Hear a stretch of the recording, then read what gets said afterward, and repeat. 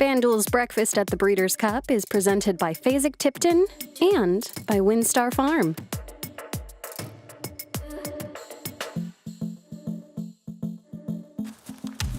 Welcome to Breakfast at the Breeders' Cup.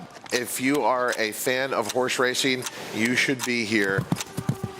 We've got plenty of Breeders' Cup contenders waiting to go on the track. We are inside the horse van. These are the filly contingent. We're so fortunate to see so many of these horses in the Breeders' Cup. He floats. He's very, very good. He's very light on his feet. Just an outstanding work.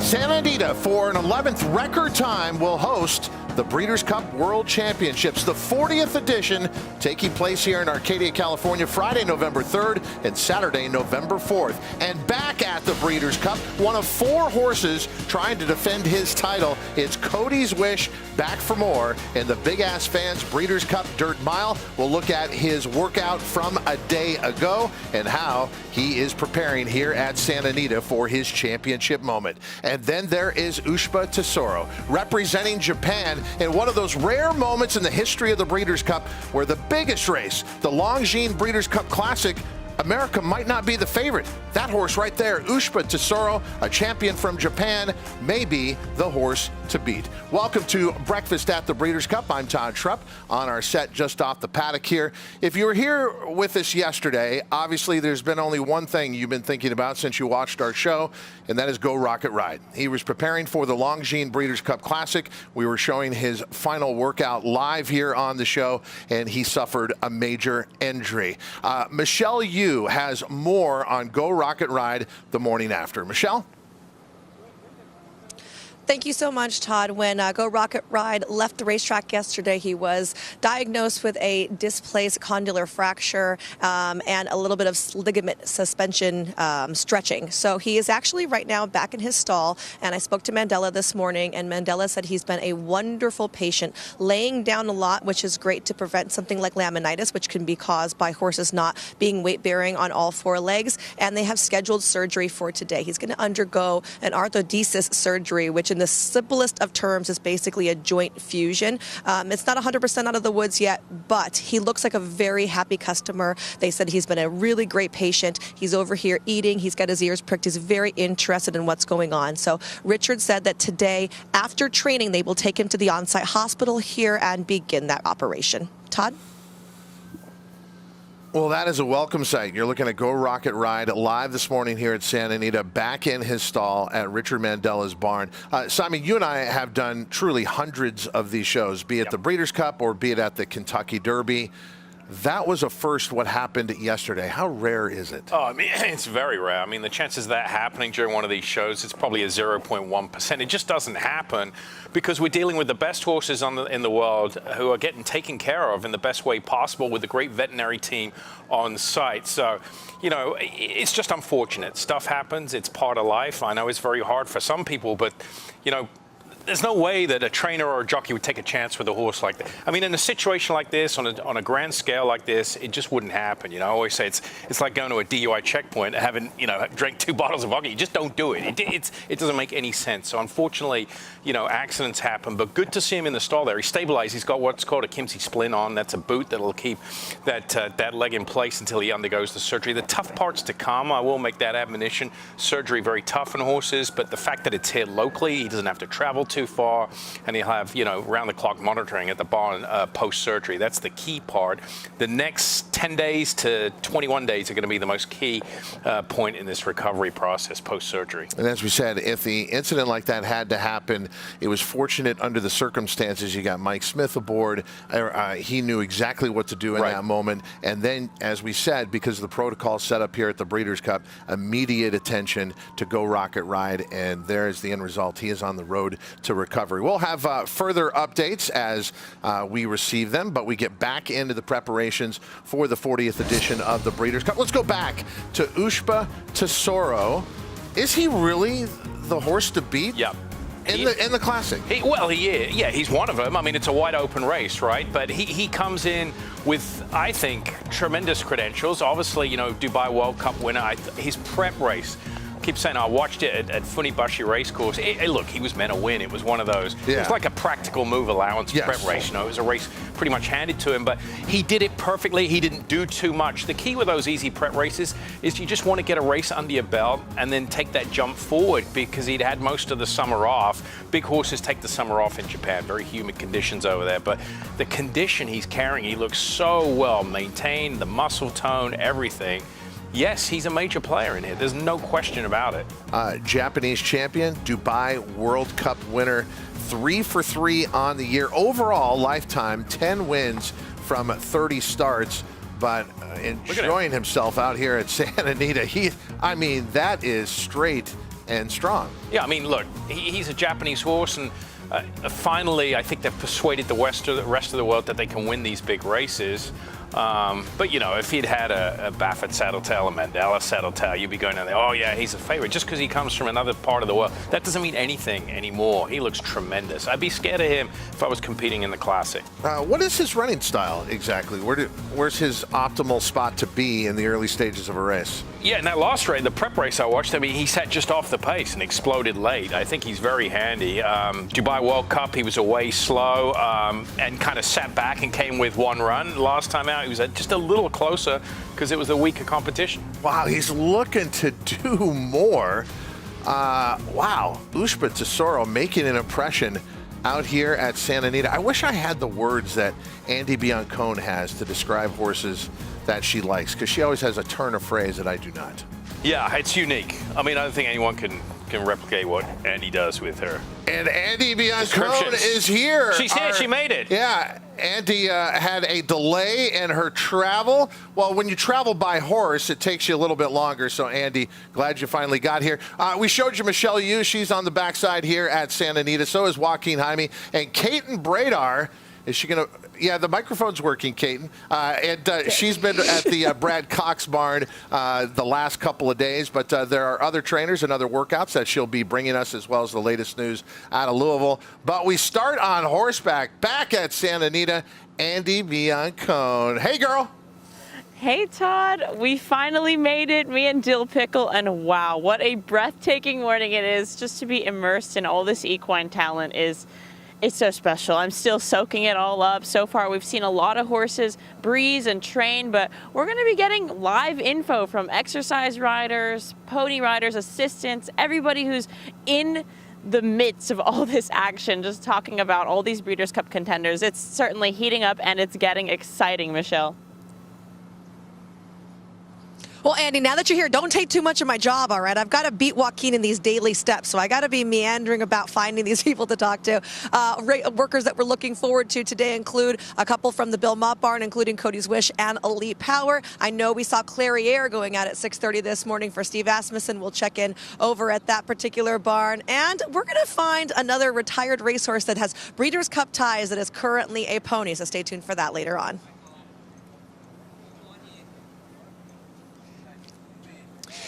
Well, Michelle, we made our way back to Bob Baffert's barn again, where yesterday he worked a couple 2-year-olds, and he still has one more horse to come later on this morning, and that is going to be the undefeated Prince of Monaco. He is 3 for 3. He got a Grade 1 victory in the Run Happy Delmar Futurity, but one thing that is different with Prince of Monaco versus Bob Baffert's other 5 Breeders' Cup juvenile winners is that he does not have any 2-turn experience going into his Breeders' Cup race. Prince of Monaco, he's going to be having his final workout for the FanDuel Breeders' Cup Juvenile at 7:45. Now to the Breeders' Cup Distaff Division, Bob Baffert has Adair Manor. She's on a 5-race win streak. She loves it here at Santa Anita. She is 6 for 9. She is going to be working at 9 a.m. later this morning.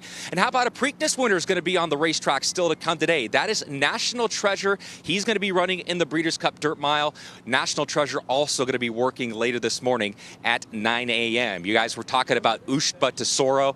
Ushba Tesoro had his workout at 6:30, so we're going to make our way back to the quarantine barn in just a moment to try to catch up with the connections of Ushba Tesoro to get their thoughts on his final workout for the Breeders' Cup Classic. So, Kaiten Bradar, a lot of big headliners are out this morning here at Santa Anita.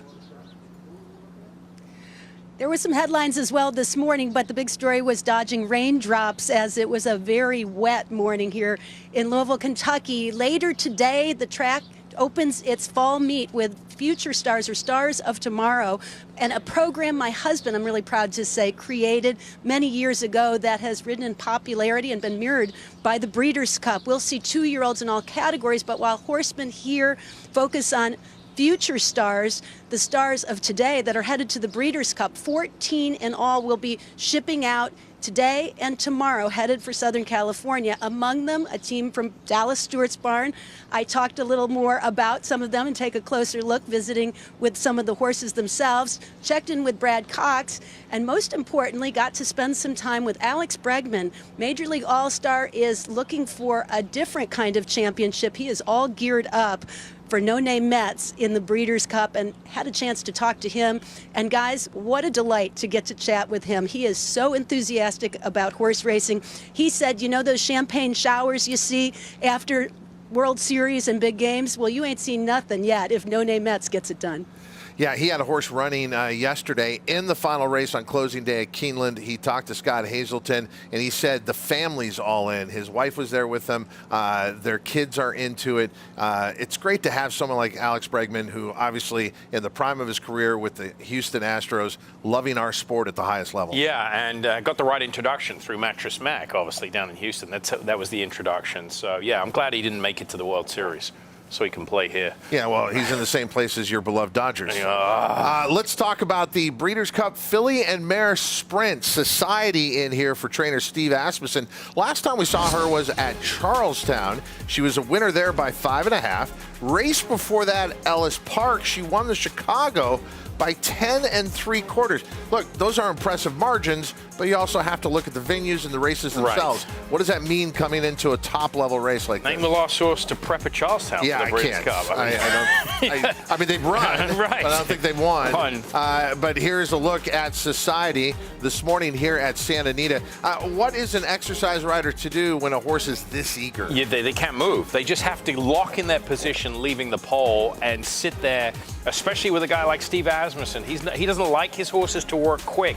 This is a filly that is probably working on the quicker side. You see, as he lifts his hands up, her head comes up. So he's just trying to give her a long rein. The shorter hold you take of her, the faster she's going to go. He's doing a good job and just wants to guide her around there without doing too much. She's aggressive in the afternoon, aggressive in the morning, and here you go. She's wanting to do a little bit more. So the key is just to get her around there in one piece and pull her up as quick as possible. Are these positive signs, or would you be concerned? I wouldn't be concerned. This is probably just her.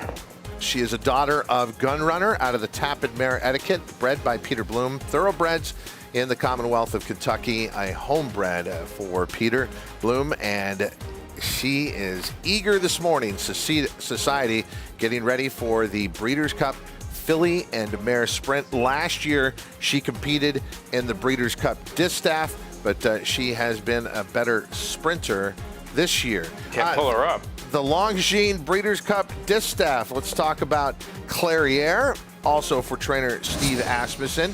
Just didn't run her race last time out in the personal instant, but it was a sloppy racetrack at Saratoga. But if you take that race out, obviously she's been a consistent horse in this division at the highest level. I think some people might kind of sleep on her, and I wouldn't do that because this is the move she made last year. She ran in the personal instant, had time off, went straight to the distaff, and she ran a decent third. I throw out that last race. If you notice, a lot of Steve's horses this year, he's given them a lot of time between their prep and the Breeders' Cup. He's freshening them up. So, I mean, you know, at her best, she's been one of the top mares in the country the last couple of years. So I think she can rebound here. I definitely think she can rebound. She came off a poor performance in like I said, in the personal instant last year. She comes off a poor performance in the personal instant this year. She ran a good race in the distaff. That was a phenomenal race last year. The highlights of her year this year: back-to-back Grade 1 wins. She took the Grade 1 Apple Blossom at Oaklawn Park, and then went to New York and took the Grade 1 Ogden Phipps. Clairiere in the mornings, giving an indication she's going to run back to that form despite the last couple of starts. Looking very good out here this morning at Santa Anita. And the Steve Asmussen runners we watched back-to-back here, very eager and loving what they're doing out here on the racetrack. Clairiere, the daughter of Curlin, out of the Bernardini mare, cavorting, bred by the owner. Stone Street Stables in the Commonwealth of Kentucky. Let's talk about the turf sprint. Local horse here in Tony Ann. And Tony Ann, a horse that knows Santa Anita very well, but did travel to Keeneland last time out to take the Grade 2 Franklin for trainer Phil D'Amato. In the process, she beat Caravel, who obviously won the Breeders' Cup Turf Sprint last year. Again, this is under the cover of darkness. You'll see a little bit better Tony Ann coming out of the turn. Yeah, she's the gray on the outside. A quick turnaround, right? I mean, she raced 15th of August. I was there at Keeneland and saw it. I thought she was a pretty impressive race. She can handle the 5/8. She's 2 for 4 here at Santa Anita, but she flew to Keeneland, she's flown back, and now she's running the Breeders' Cup. That would be the only concern for me, the relatively quick turnaround off probably her best performance, a lifetime best. And you can, this is what we're talking about, kind of not organized chaos. Well, I guess maybe it is organized chaos in the mornings. There's a bunch of horses in here have nothing to do with Tony Ann's barn or the Breeders' Cup, and she's navigating this to go a half mile and 48-1. Tony Ann earlier this morning. But we just watched Society, very eager out on the racetrack. Andy Biancone down there right now.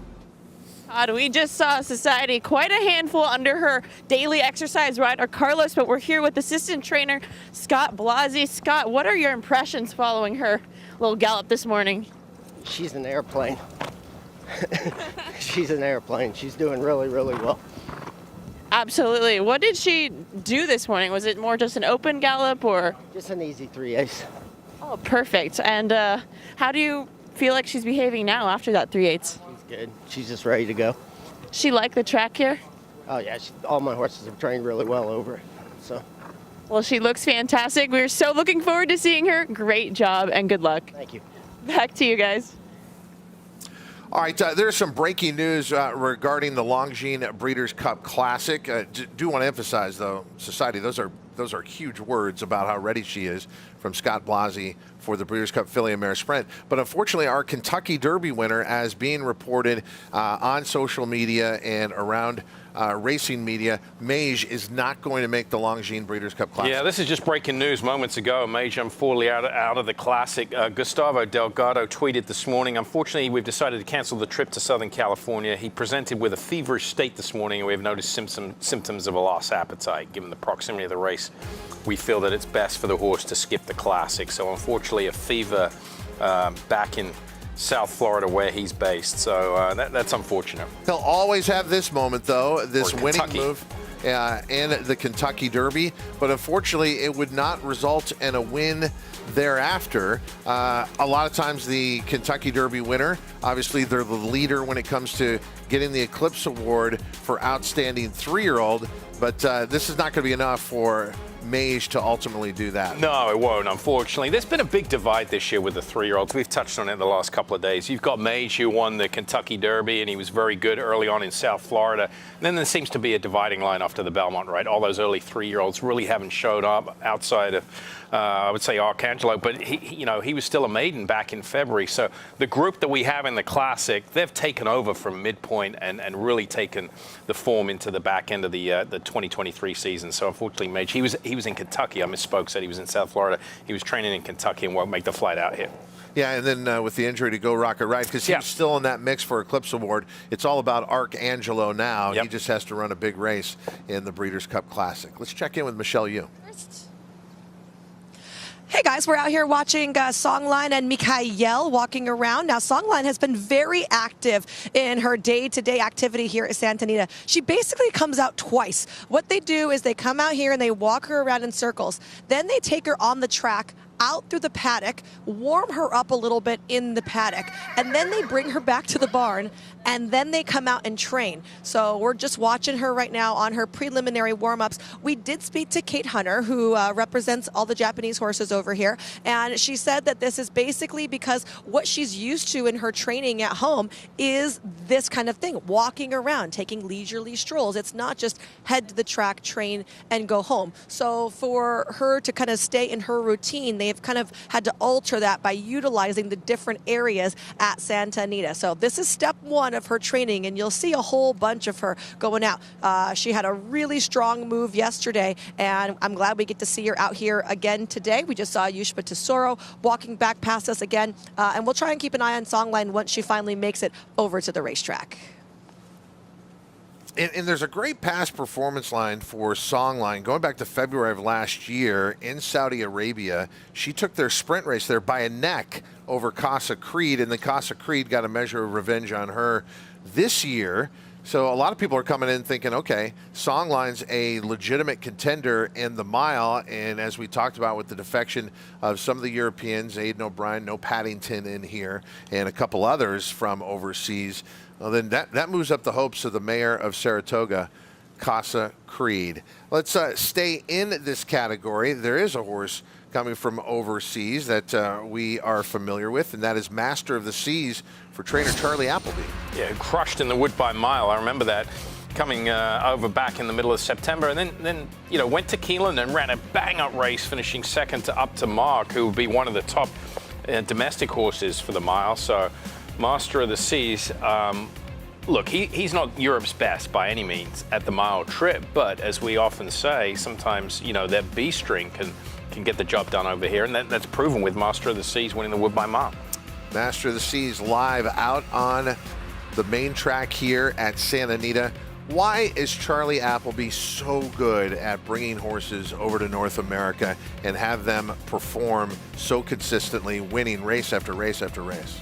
Well, if you imagine, he's got the biggest pool of horses to draw from. He's the #1 trainer in Godolphin. Said Bin Suroor was for years, but he gets the pick. So you've got the best horses, and now you can diligently pick and choose where you want to go. And he's competing, primarily on grass in the United States. So, obviously Europe's a little stronger in the grass racing division, so he can just pick off races left, right, and center. He knows what to do. They have the logistics. Funds are no issue as far as shipping and having manpower. A lot of that sometimes prevents trainers from shipping horses around the world, just the logistics of it and being able to manage a stable. It's not an issue for him. Whatever they need, they get it taken care of. They have their own plane, everything. So it just makes life a lot easier. Well, and you mentioned Said Bin Suroor. He'll have Maj in this race for Godolphin. So Team Godolphin is going to be deep once again at the Breeders' Cup, especially here in the mile. It is the FanDuel Breeders' Cup Mile presented by PDJF on Saturday, November 4th, a mile over the firm turf here at Santa Anita. Master of the Seas expected to be one of the top 4 betting choices in the race. This year, you may get a very fair price on the favorite in this race. It does seem to be a little bit more wide open than in years past. We keep having these solar eclipses during the middle of the show, and unless that's just our monitor, and now it's us on camera. Yes, there we are. Yeah. Welcome to rehearsal for breakfast at the Breeders' Cup. I'm Todd Schrupp. This is Simon Bray. Behind us, get it right. Behind us, schooling continues here. So Japanese horses, I think, if I'm not mistaken. Yeah, you're right. Yep, going through. So a lot of them just, they come off the track. Where most horses in the afternoon exit through the tunnel, they come back this way and up the path to the barn area. I know with thoroughbreds, you have to tailor everything as a trainer to that particular horse. As you said, there are some trainers where, again, everyone's going to fit into the system. But it is fascinating to me. There's such a different way to get a horse ready for a race. We see such different methods in Japan versus different methods in Europe versus different methods here in America. Why don't we see, say, American trainers adapting some of the philosophies of Japanese trainers? Yeah, it's a good point, and I think a lot of it is time. I think the Japanese philosophy is keep the horses out as much as possible, moving, and from a time standpoint, you just don't have that here. A lot of these horses train at training centers. We train at a racetrack, and the racetrack has to be prepared for racing in the afternoon. So by 10 a.m., it's over. Your chance to train is done. We're not done. We've got a lot more to come on Breakfast at the Breeders' Cup. Here, more from Arcadia, California in just a moment.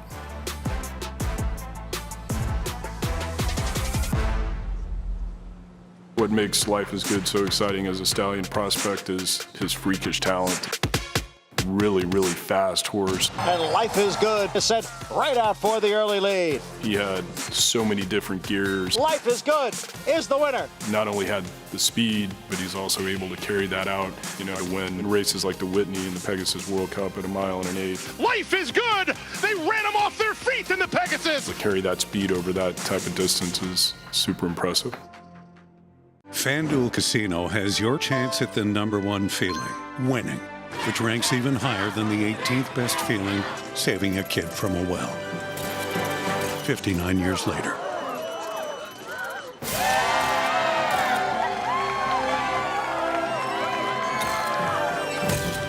Find the #1 feeling winning on FanDuel Casino Reward Machine. Free to play every day with a chance at a $2,000 top prize.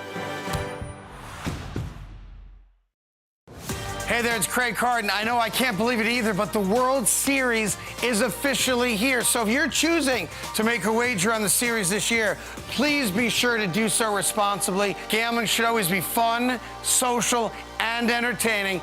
If at any time you reach a point where it's not all three, take a break, take a breath. Go to FanDuel.com/playwell. Go there right now. Run. Go there and learn more.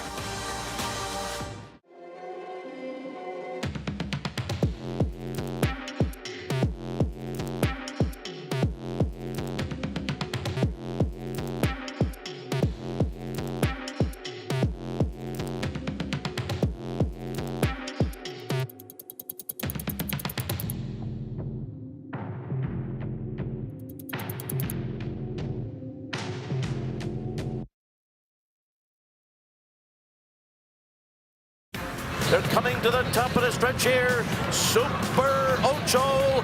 Jackie's Warrior makes his move on the outside. CZ Rocket is down toward the rail. Elite Power is closing in the center of the track. Then American Theorem and Manny Watt to the inside. Here comes CZ Rocket up the rail. Jackie's Warrior. Elite Power on the far outside. And Elite Power gets up to win the sprint. I want to thank Scotty from the Danny Gargan barn. Last year I ran into him in Lexington. He goes, there's one horse for the Breeders' Cup. It's Elite Power. He's been awesome in the mornings. And if you watch him the mornings in Lexington, he was absolutely ready. As far as defending his title, well, he's still the Pro Tem leader of the sprint division. After all, 4 starts this year with 3 wins and a second. And Elite Power, is he going to be the favorite again this year in the Cutter Breeders' Cup Sprint? I think he will. I mean, I'm not going to say a heavy favorite, but a light favorite, I think. He finished second to Gunite last time out, who takes some attention as well. But, he's looked tremendous. We've seen him galloping this week. He's looked absolutely phenomenal. And he's actually going to work this morning. Michelle, you had talked to Bill Mott about that, about getting so close to the race. They're very comfortable with what Elite Power is doing as far as his training powder. We'll get to him in just a moment. But right now, back to Michelle Yu.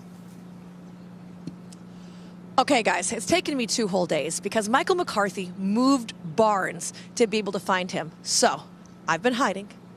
Let's see what he's doing. Oh, good morning, Michael McCarthy. How are you? Oh, we were on the phone. You're doing that on purpose. He's not really on the phone. Michael, tell me how endlessly went today. No, you were not. His phone is so blank. You were? I was doing very well. Thought his work was great the other day. Got around there wonderfully. Horse has been doing very well for the last couple of weeks. So, is it true that you moved your barn so you could hide from me? Actually, Breeders' Cup has taken over my barn over there, and we're here for the interim. So my barn was over there, right? Yes. With all those plaques. That's where I've been out there for days waiting for you to come, and I couldn't find you. I'm so glad I tracked you down in here. Tomorrow you can go over and pester Todd Pletcher and all that good stuff. I think Joaquin's over there right now. Go right on ahead. Joaquin. And Michelle, thank you very much. Made my way to barn 59 here on the backstretch at Santa Anita. I always say it always starts to feel a little bit more like Breeders' Cup when a lot of the big out-of-town barns start coming in here to the host event. And this is where we're at right now. We're going to introduce you to some of the Todd Pletcher barns that got in last night. This is up to the mark you're taking a look at right here. Up to the mark. Ever since switching to the turf, man, he has been a different racehorse. He's won 3 straight Grade 1s. He won the Turf Classic. He won the Manhattan at Belmont Park, and then most recently won the Turf Mile. at Keeneland Racecourse. He'll be competing in the Breeders' Cup Turf. I would say if you want to do some film work on a 2-year-old, go look at Locked and just see how much experience that this horse has received in his 3 lifetime starts. Here's a look at this chestnut right here. He's going to be competing in the FanDuel Breeders' Cup Juvenile. He most recently is coming off a Grade 1 victory in the Grade 1 Breeders' Futurity at Keeneland Racecourse. So from up to the mark to lock, let's go see the gray. The gray is going to be Charge It. You know, he's cross-entered, or pre-entered, I should say, in 2 races. He's pre-entered in the Breeders' Cup Dirt Mile and also the Breeders' Cup Classic. I guess we're going to just have to wait and see a little bit longer what race that Todd Pletcher is going to decide that they want to pre-enter in or enter in the Dirt Mile or the Classic. He's won the Suburban Stakes this year. Most recently, he was 4th in the Woodward Stakes in his most recent start. But that's a close look at some of the horses here back at Barn 59, where Todd Pletcher bringing in a big team this year, guys. The Hall of Famer, he has won 14 Breeders' Cup races, and as I look around to my left and I look around to my right, I'm going to say he's won 14 Breeders' Cup races, and I think he put 14 Breeders' Cup contenders on a plane this year.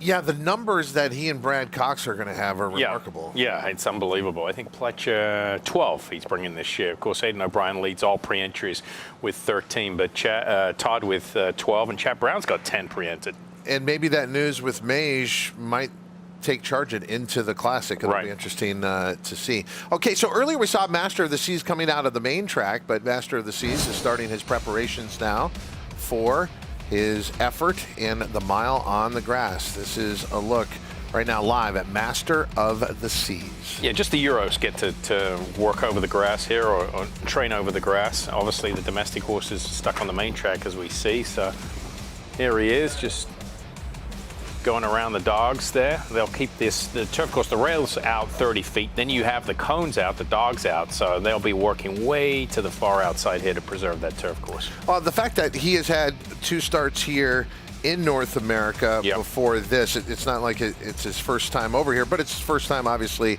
at Santa Anita. But as far as fitness, this is just about maintaining, right? Yeah, there's nothing. He's ready to go. I mean, he had a race at Ascot in July, took 2 months off. He fired fresh at Woodbine. He's been to Meydan. He's been, in England at Ascot, Newmarket. Good-looking horse, good, pretty mover. I mean, doing everything right. Son of DeBowie out of a Danehill mare. I mean, look at the pedigree, top and bottom. No surprises with these connections. So I wouldn't expect a whole lot here. Just like you said, a maintenance work. To let him stretch his legs. Master of the Seas starting to pick it up. A live look here on Breakfast at the Breeders' Cup. One of your expected favorites for the FanDuel Breeders' Cup Mile presented by PDJF. And a Master of the Seas, as we mentioned, a Son of DeBowie out of the Danehill mare, Firth of Lorne, a Godolphin homebred in Ireland. We talk so much about European pedigrees built for a very firm turf course, which you would anticipate to get here at Santa Anita. This one out of a Danehill mare, and the progeny of Danehill have loved Southern California and the turf. Oh, for years. They love to hear their feet rattle. I mean, absolutely bounce off the top of the ground. There's the lead change there, and just, I mean, picture perfect. If I'm Charlie Appleby, absolutely delighted. And look at him, he's just finishing up without any ask, without any duress. He's doing it on his own. The rider's probably just smooching to him a little bit, dropped down in the saddle just to cue him to pick up, and he surely did. He finished up nicely. Very nice work. Is it an advantage for the Europeans to be able to train over the turf and not the Americans? Like, is it an advantage for Europe over the Americans? I don't think so. I mean, it's always good to, get some experience over the turf course. I think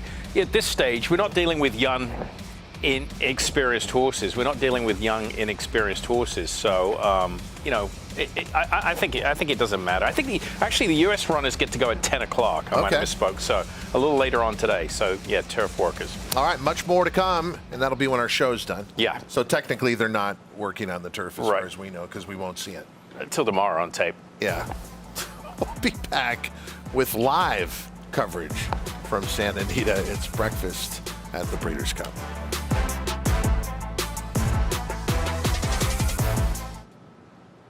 Gates closed, all set. At Calumet Farm, we're proud to offer proven stallions to fit every breeder's needs. With over 72 million in progeny winnings on dirt and turf, our our diverse roster is producing the champions of today and tomorrow. Calumet Farm, a legacy reborn.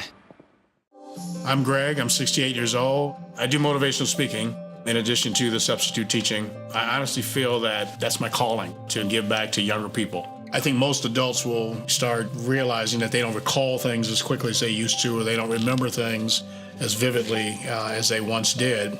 I've been taking Prevagen for about 3 years now. People say to me periodically, man, you got a memory like an elephant. It's really, really helped me tremendously. Prevagen, at stores everywhere without a prescription.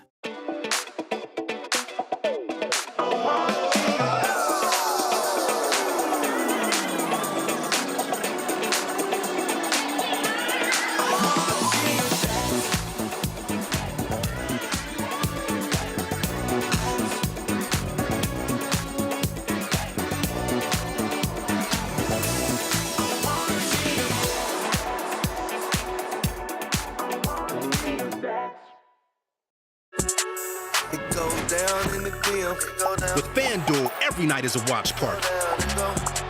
New customers bet $5 to get $150 bonus if your team wins.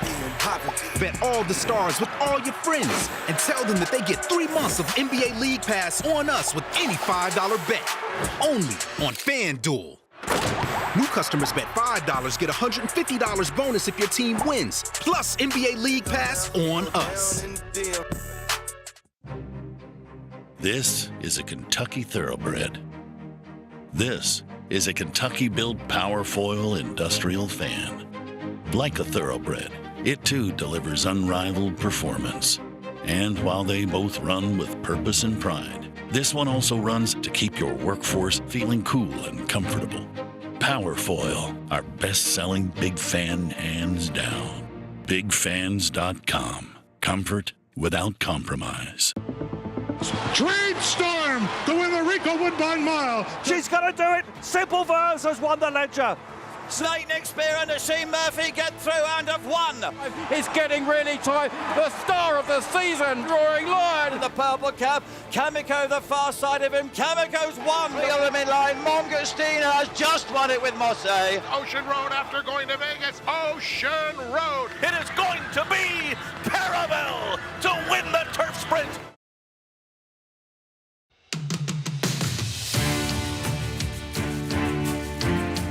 You couldn't dream this up. I know people said fairy tale around this story, but that's what it is. Just walking up to him, I mean, your knees get weak.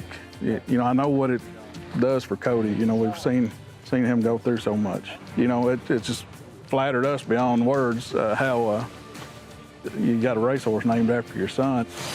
They're off in the dirt mile. When they went by us, the energy that you get from that, is incredible. You can't describe it.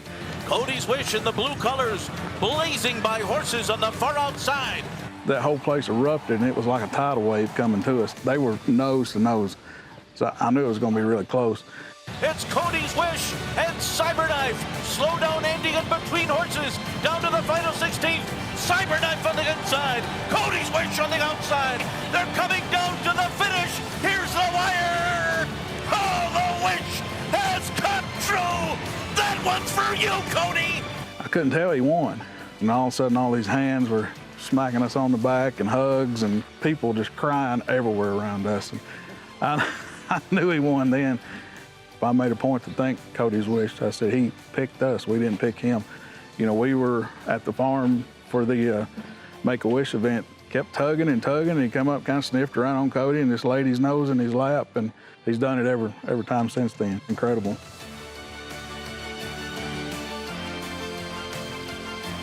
What a Breeders' Cup moment that we'll be talking about 20 years from now, and Cody's Wish is going to be back in the Breeders' Cup this year. When you think about last year, Flightline was the huge thoroughbred star, but that win by Cody's Wish and having Cody Dorman there, that stole the show, and it's the memory that people will take from last year's Breeders' Cup. Yeah, there's always an equine element, an equine story, but there's also a human element throughout the Breeders' Cup, and the Cody's Wish story has been one of the best over the last several years. So looking for a repeat performance, and be a great way to end a career for Cody's Wish. Okay, so from the Bill Mott barn, we're going to have Elite Power, as we were talking about, but Cody's Wish is going to be out working at 8 a.m. That's 8 a.m. local time. You'll see Cody's Wish out on the racetrack here at breakfast at the Breeders' Cup.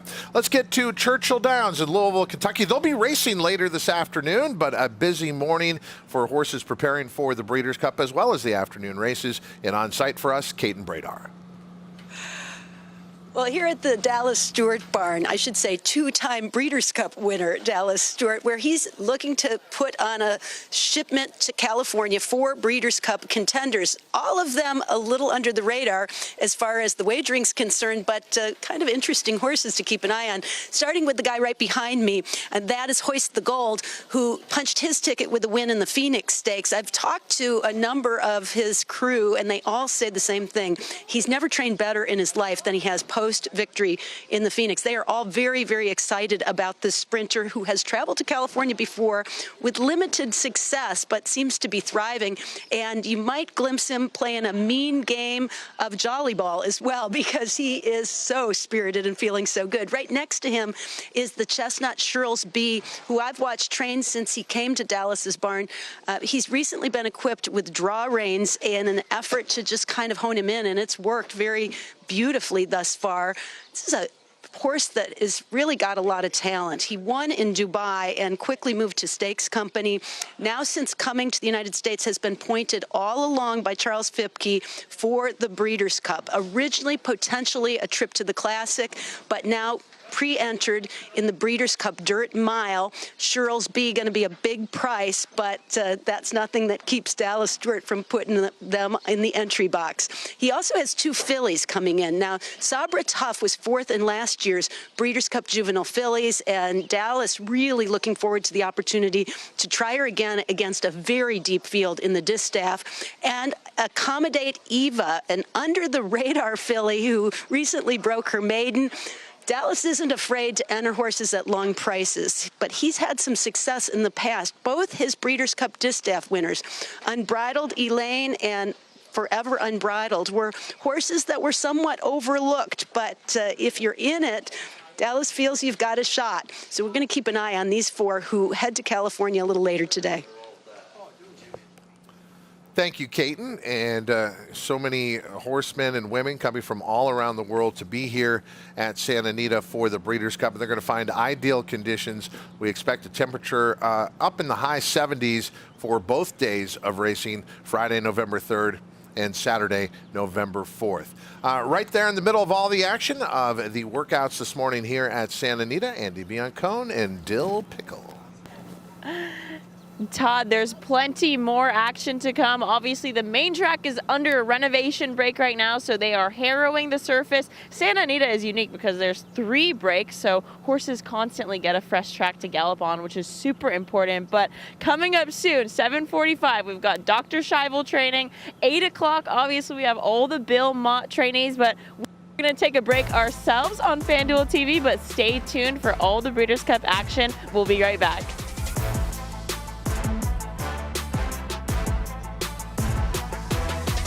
We watched his career, you know, the speed he had was tremendous. So we bought 2 or 3, underbidder on several. Really nice volatile colt in this last sale that I think maybe $600,000. Beautiful colt. Tom, $600,000. Thank you very much and good luck. Perfect sire for the 2-year-old sales, and so we'll be bidding against some of our peers, no doubt. So we're looking forward to it. We like a little competition, you know, it's fun. Garbage time. That phrase never sounded quite right because no part of football is meaningless. So while some folks see garbage, FanDuel sees treasure. We see spreads to cover, overs to hit, and chances to live bet from the first down to the final whistle. So don't just watch football this season, cherish it. Bet $5, get $150 bonus if your team wins, plus a profit boost every single day. FanDuel, America's #1 sportsbook. Hey, so I found a betting system that's really working great for me. So did I. What's yours? I set up an hour-a-week time limit on FanDuel. I can also set up wager limits, so I only bet what I can afford, and betting stays fun. Right. So what's your system? What's that? Your system. What's your system?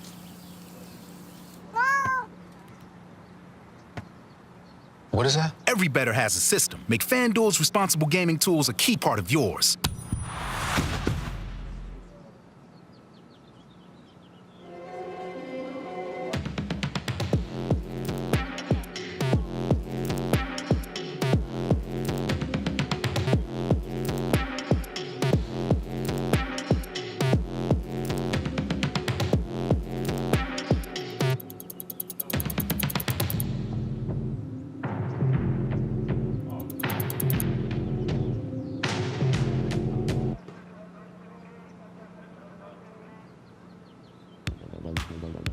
Chase the day with Day Chaser Cocktails, the official ready-to-drink canned cocktail of Breeders' Cup.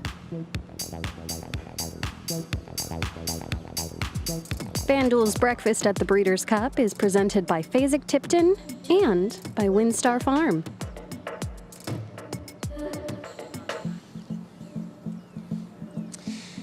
Welcome back to Breakfast at the Breeders' Cup here at Santa Anita, getting ready for the tractors to clear, and all these horses that are standing behind me are going to be stepping on the racetrack for some workouts here at 7:45. One of the most notable horses that you're going to see right here is going to be in the Breeders' Cup Juvenile, and that is Prince of Monaco, 2-year-old son of Speightstown, who you're looking at right here. A $950,000 purchase for Hall of Famer Bob Baffert, bred by Stone Street. He's a perfect 3 for 3. He won the Best Pal in start number 2, and then he got his Grade 1 victory in his most recent race in the Grade 1 Del Mar Futurity, where he won by 3/4 of a length. But they decided to skip the American Pharoah Stakes with him and get him that 2-turn experience, which was won by his stablemate in Muth on October 7th. And when you look at Bob Baffert's other 5 Breeders' Cup Juvenile winners, Vindication, Midshipman, New Year's Day, Game Winner, Corniche, all of those horses, before they won the Juvenile, they had 2-turn experience. So Prince of Monaco, Andy Biancone, here at the Gap, getting ready to step onto the racetrack for his final preparations leading in to the FanDuel Breeders' Cup Juvenile. Andy. Joaquin, Prince of Monaco looking excellent, but another excellent horse standing right next to me in Dill Pickle is Breeders' Cup Sprint contender Dr. Scheibel under jockey Juan Hernandez himself. Juan, what is the game plan for this morning? Today we want to work half a mile with this guy. Mark Glad told me to go 48 and then let him gallop out 5/8. And then if he feel comfortable and with more time, we let him gallop out a little bit more. But yeah, this guy is a really nice horse and he always works on his own, so we should be okay today. What does it feel like to work a horse like Dr. Scheibel? It feels really nice. Like I say, this horse he's really smart and he always do everything on his own, so I just enjoy the ride. Juan, I hope you have a fantastic ride. It's been great. He's so special, just radiating his aura. Spirit fingers for you guys. Thank you, Angie. Back to you guys. All right, there's a new one, Spirit Fingers. Well done, Andy, radiating your aura as well. Dr. Scheibel came so close 2 years ago in the Breeders' Cup Sprint, finishing second, beaten a nose. Is he the same horse? Is he better here 2 years later? I think he might be coming into form. He was a little off earlier in the year. I thought his comeback race was good, and then he went to the Met Mar. He didn't run well against Cody's Wish there, but that was a locked and loaded race. Cody's Wish, White Barrio, Zandon. Cody's Wish can be favorite. Dermal, White Barrio going to be one of the choices in the Classic. Zandon, good runner as well. So maybe he's coming back into form. I mean, he was only beaten the neck by the Chosen Vron in the Bing Crosby, and then came back with a nice win last time out. Dr. Scheibel, a son of violence out of the Mining for Money mare Lil Nugget, was bred by Bill Branch and Arnold Hill in Kentucky, and he's about to come out on the track preparing for the Cutter Racing Breeders' Cup Sprint. And Prince of Monaco, as talked about, the son of Speightstown, he's getting ready to come out onto the racetrack, and he is expected to probably be the favorite in the Breeders' Cup Juvenile? I would think so, yeah. I mean, I think Bob Baffert's probably going to have the top 2 betting choices, right, with Muth and Prince of Monaco maybe. Maybe Muth's the third choice, but I would expect Prince of Monaco to be the top pick here. And Prince of Monaco, as stated by Joaquin has yet to go around 2 turns. Son of Speightstown out of the Medaglia d'Oro mare Rainier was bred by Stone Street Thoroughbred Holdings, but is owned by Madikit Stables and Partners. And Prince of Monaco, 3 for 3, with the highlight being a win in the Grade 1 Del Mar Futurity. So if you're going to take on 2 turns for the first time at this level, well, he's got a 5 furlong win, a 6 furlong win, a 7 furlong win. He's certainly got the foundation for it. No, there's no excuses. The distance is not going to be an excuse Saturday afternoon if he gets beat here. I wouldn't expect a fast work, a hard work, I should say. Times always can be a little quicker in the Bob Baffert barn because he had a 6 furlong work out of the gate last week. So this is probably just one to keep him, in good shape leading up to next week. I mean, look, he can only beat what's in front of him. Right. But for the most part, his afternoon races have been what he's seen in the mornings. He's beating his stablemates. He was, it was a tough effort last time out to beat Miramati, also out of the Baffert barn, who, maybe they had high expectations for, but I don't think he's turned out to be that great. Then prior to that, he beats Muth, also out of his barn. In his 3 starts, the field sizes, a total of 15. So he's faced an average field size of 5. So there is that element of how deep truly were the races, because they were essentially races that involved his barn only. And now you're going to get some of the best from the East and the Midwest out here. I don't know. Yeah, I mean, there's some question marks there. You're right. 3 races, 15 horses. Timberlake, 4 races, 37 horses. Yeah, right. So, it's a different ballgame. And then they're all interchangeable. Like you said, Prince of Monaco. And then you go to Muth. He's beaten Wind Me Up, who's a stablemate. So that's Bob Baffert. He dominates the 2-year-old division out here. He controls the 2-year-old races. And Bob saying yesterday that post position is going to be big in this race for his horses. What do you think he means by that? Let's just say in the case of Prince of Monaco, where would he want this horse to drop? Towards the inside, middle, outside? I think just kind of middle to inside. I don't want to. You won't want to be too far outside. I think. I would think he would like a 5, 6 somewhere in the middle would be a perfect post position. And tomorrow is the post position draw for all the Breeders' Cup races, and that will take place at the Pasadena Civic Auditorium. Amy Zimmerman getting some more camera time on her show. She was walking through the shot there.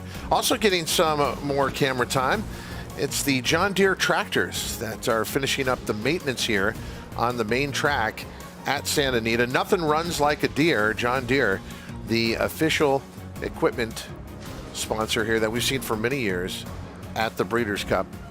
Need a lot of them, too. 1, 2, 3, 4 right there. Is it any different? I mean, obviously there's different needs at tracks that have a variety of surfaces, but as far as grooming a racetrack, is it pretty much the same routine everywhere? Yeah, I mean, it is. There's tines, and depending on the depth. Obviously, the synthetic track, they have a little different piece of equipment, but in essence, it's the same. Your analogy yesterday, it's like a Zamboni. While we await this maintenance break to finish up, let's go to Joaquin Hunter. Hey, Todd, thank you very much. Hero trainer Mark Glatt, who has Dr. Schivel getting ready to work right now for the Breeders' Cup Sprint. We just spoke to jockey Juan Hernandez, but for those that just may have missed it, what is the plan for Dr. Schivel right now? He's going to cruise around there a half mile this morning. He's not a great workhorse by himself, and if he goes in 48 and gallops out in a minute and change or something, we'll be real happy with that. Where should we expect him to break off down the backstretch? When will we know his workout is going to be starting? Right there, the half mile pull. But he'll break off and leave there at the half, and he'll scoot on down there. I think he's a dead fit horse. This is just more maintenance, maybe sharpen him up a little bit before the race, and hope he comes back good. All right, Mark, appreciate the time. We'll catch up after the work here in just a moment. Right now, we send you over to Michelle Yu. Thanks, Joaquin. I'm walking over with Ignacio. We're talking with Didier behind us right now. And what's Didier going to be doing right now? She's going to gallop, regular gallop, a mile and 3/8. Very easy. Just keep her happy. I feel like you've been very under the radar this Breeders' Cup. I see you go out very quietly every day. You haven't been pestered by us yet. How's she training coming in? She's training fantastic. I think that she is where we want her to be, and we hope we're right. Do you think it's good for her that she's had some local experience here at Santa Anita? Yeah, I think that don't hurt. I mean, we have to change our plans because we have that little inconvenient in the Beverly D, but other than that, I mean, yeah, I think it's positive to have, it's different, to come from starting down the hill and keep going, so it's good. All right, I appreciate the time, and we'll have her catch back up. We've outwalked her. I'm finally catching up on my steps.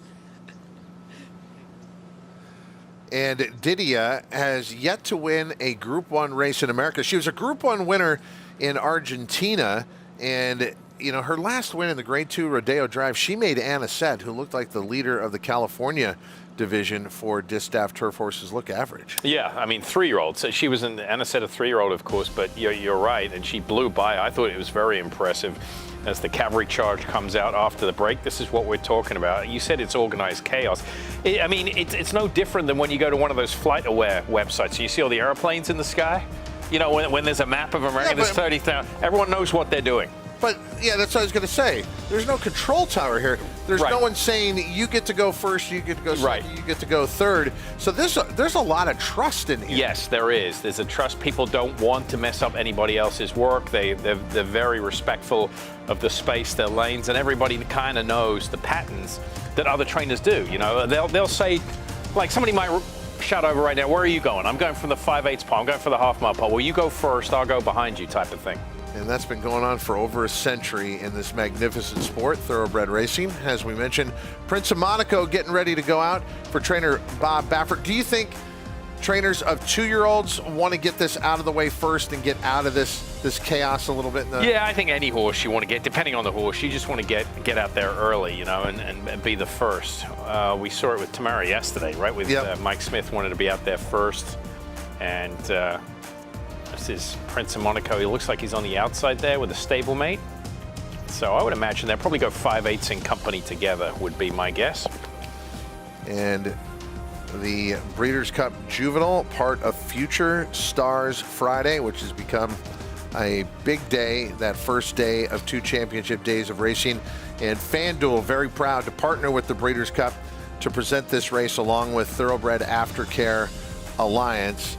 And we heard from Bob Baffert yesterday about how he makes these decisions about which horses to put together, and then he also decides who's on the inside, who's on the outside by their temperament and what he's trying to get out of the work. Yeah, that's exactly right. And you got Prince of Monaco on the outside here. We've seen this week some Breeders' Cup horses down on the inside. If you want to put a little more pressure on a horse, get something more out of work, throw him down on the inside.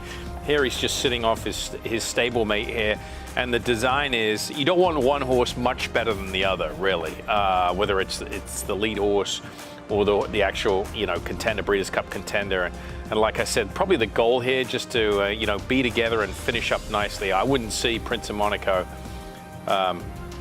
be set down too hard here. You can see he's just being asked, and the inside horse is going pretty good too. Yeah. But we don't know, it could be an older horse, Yeah, true. But it definitely looked like Prince of Monaco was getting a little bit of help from the horse on the inside as far as to get by, as that rider was certainly restraining his mount a lot more on the inside.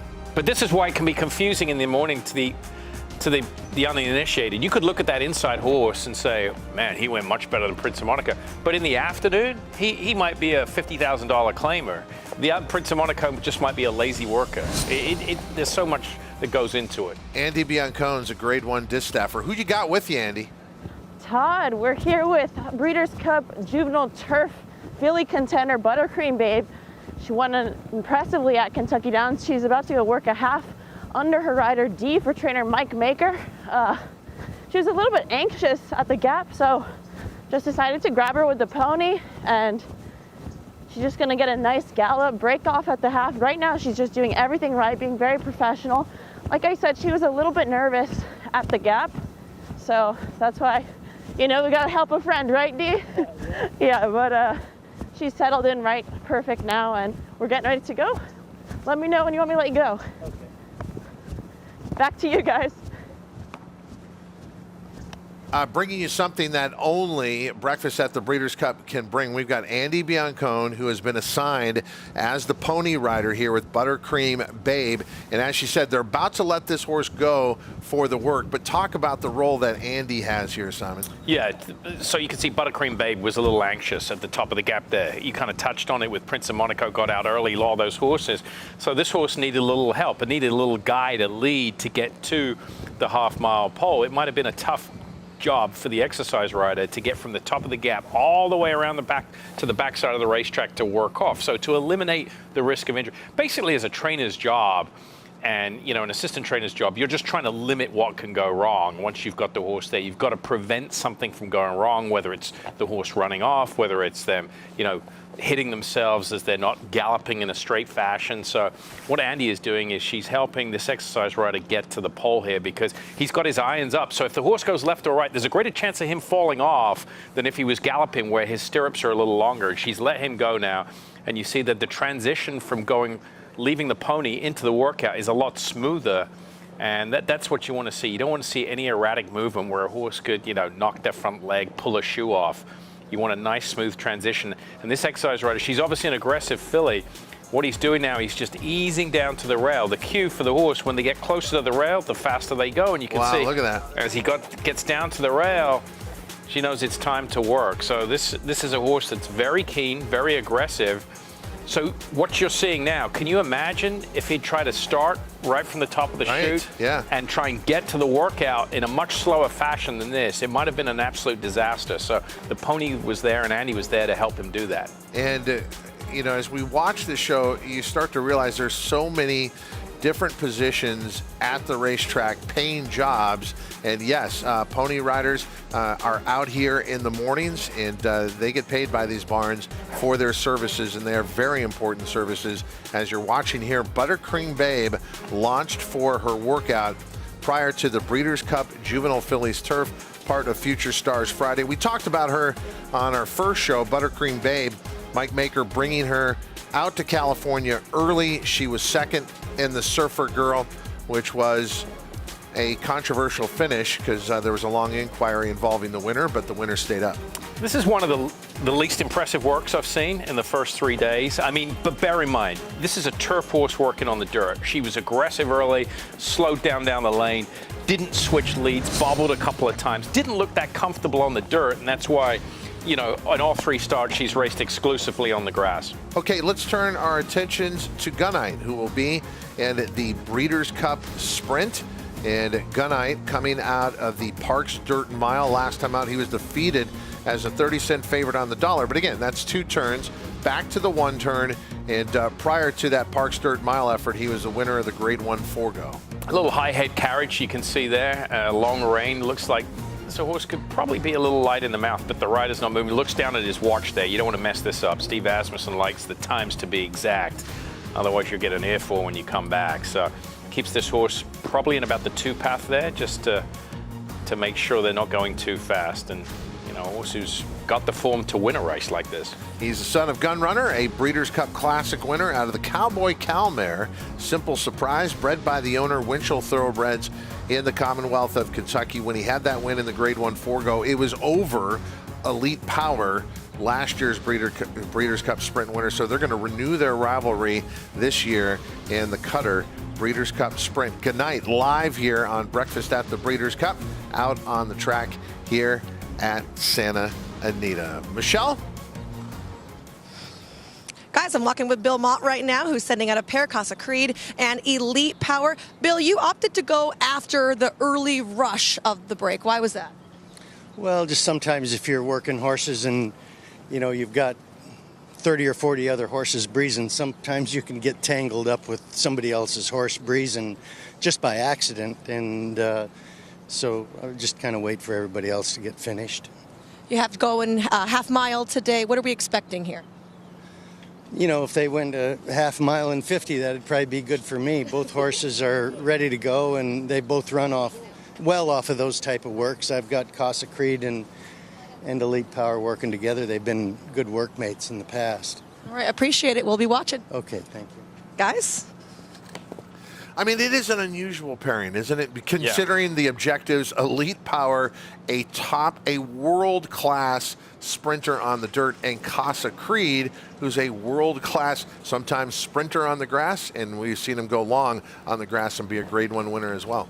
It just goes to show you've got to know your horses. And Bill Mott, I mean, on face value, if you said, oh, we got these two walking together, you think, what's going on? But you know, they've done this time and time again, and, you know, Bill Mott fashion, he warms them up, comes back and stands out there for a second, lets them catch their breath, and then breaks off for the work. That's Neil Pazanski, former jockey, Canadian jockey, been working for Bill for a long time. On the right there, he's aboard Elite Power, exercise rider aboard Casa Creed. We've been talking about you have to appreciate a horse like Casa Creed, who's been in training as long as he has. He had a full campaign as a 2-year-old. Here he is as a 7-year-old. Again, back at the Breeders' Cup.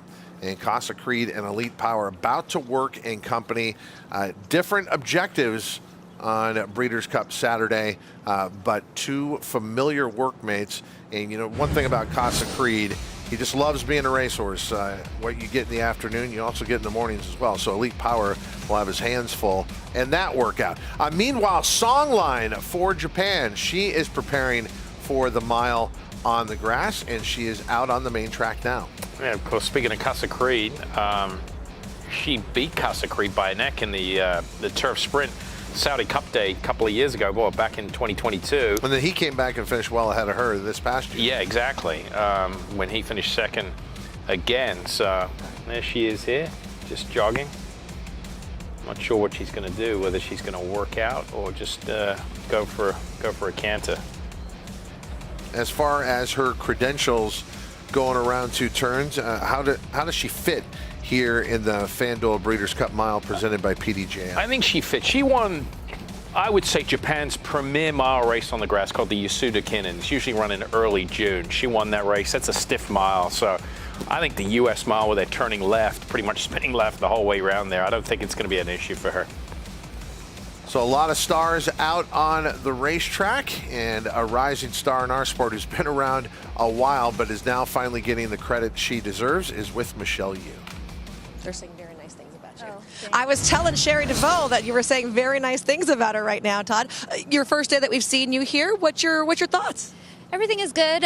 We just had a late night. All of us got about 3 hours of sleep in the last 2 days. So the horses shipped in around midnight, and everybody settled in well. And we're just trying to get them out, little exercise, and everyone's gonna, horses and humans, probably take a nap as soon as we get done. I did see Stage Raider coming back earlier on. I mean, didn't look like the travel took any effect there. I don't think much takes effect on him. He's a happy horse. He's always feeling good. So no, they all look good, and they're all happy. But you know, we're on the struggle bus. Can you describe the feeling of being at Breeders' Cup with a whole contingent?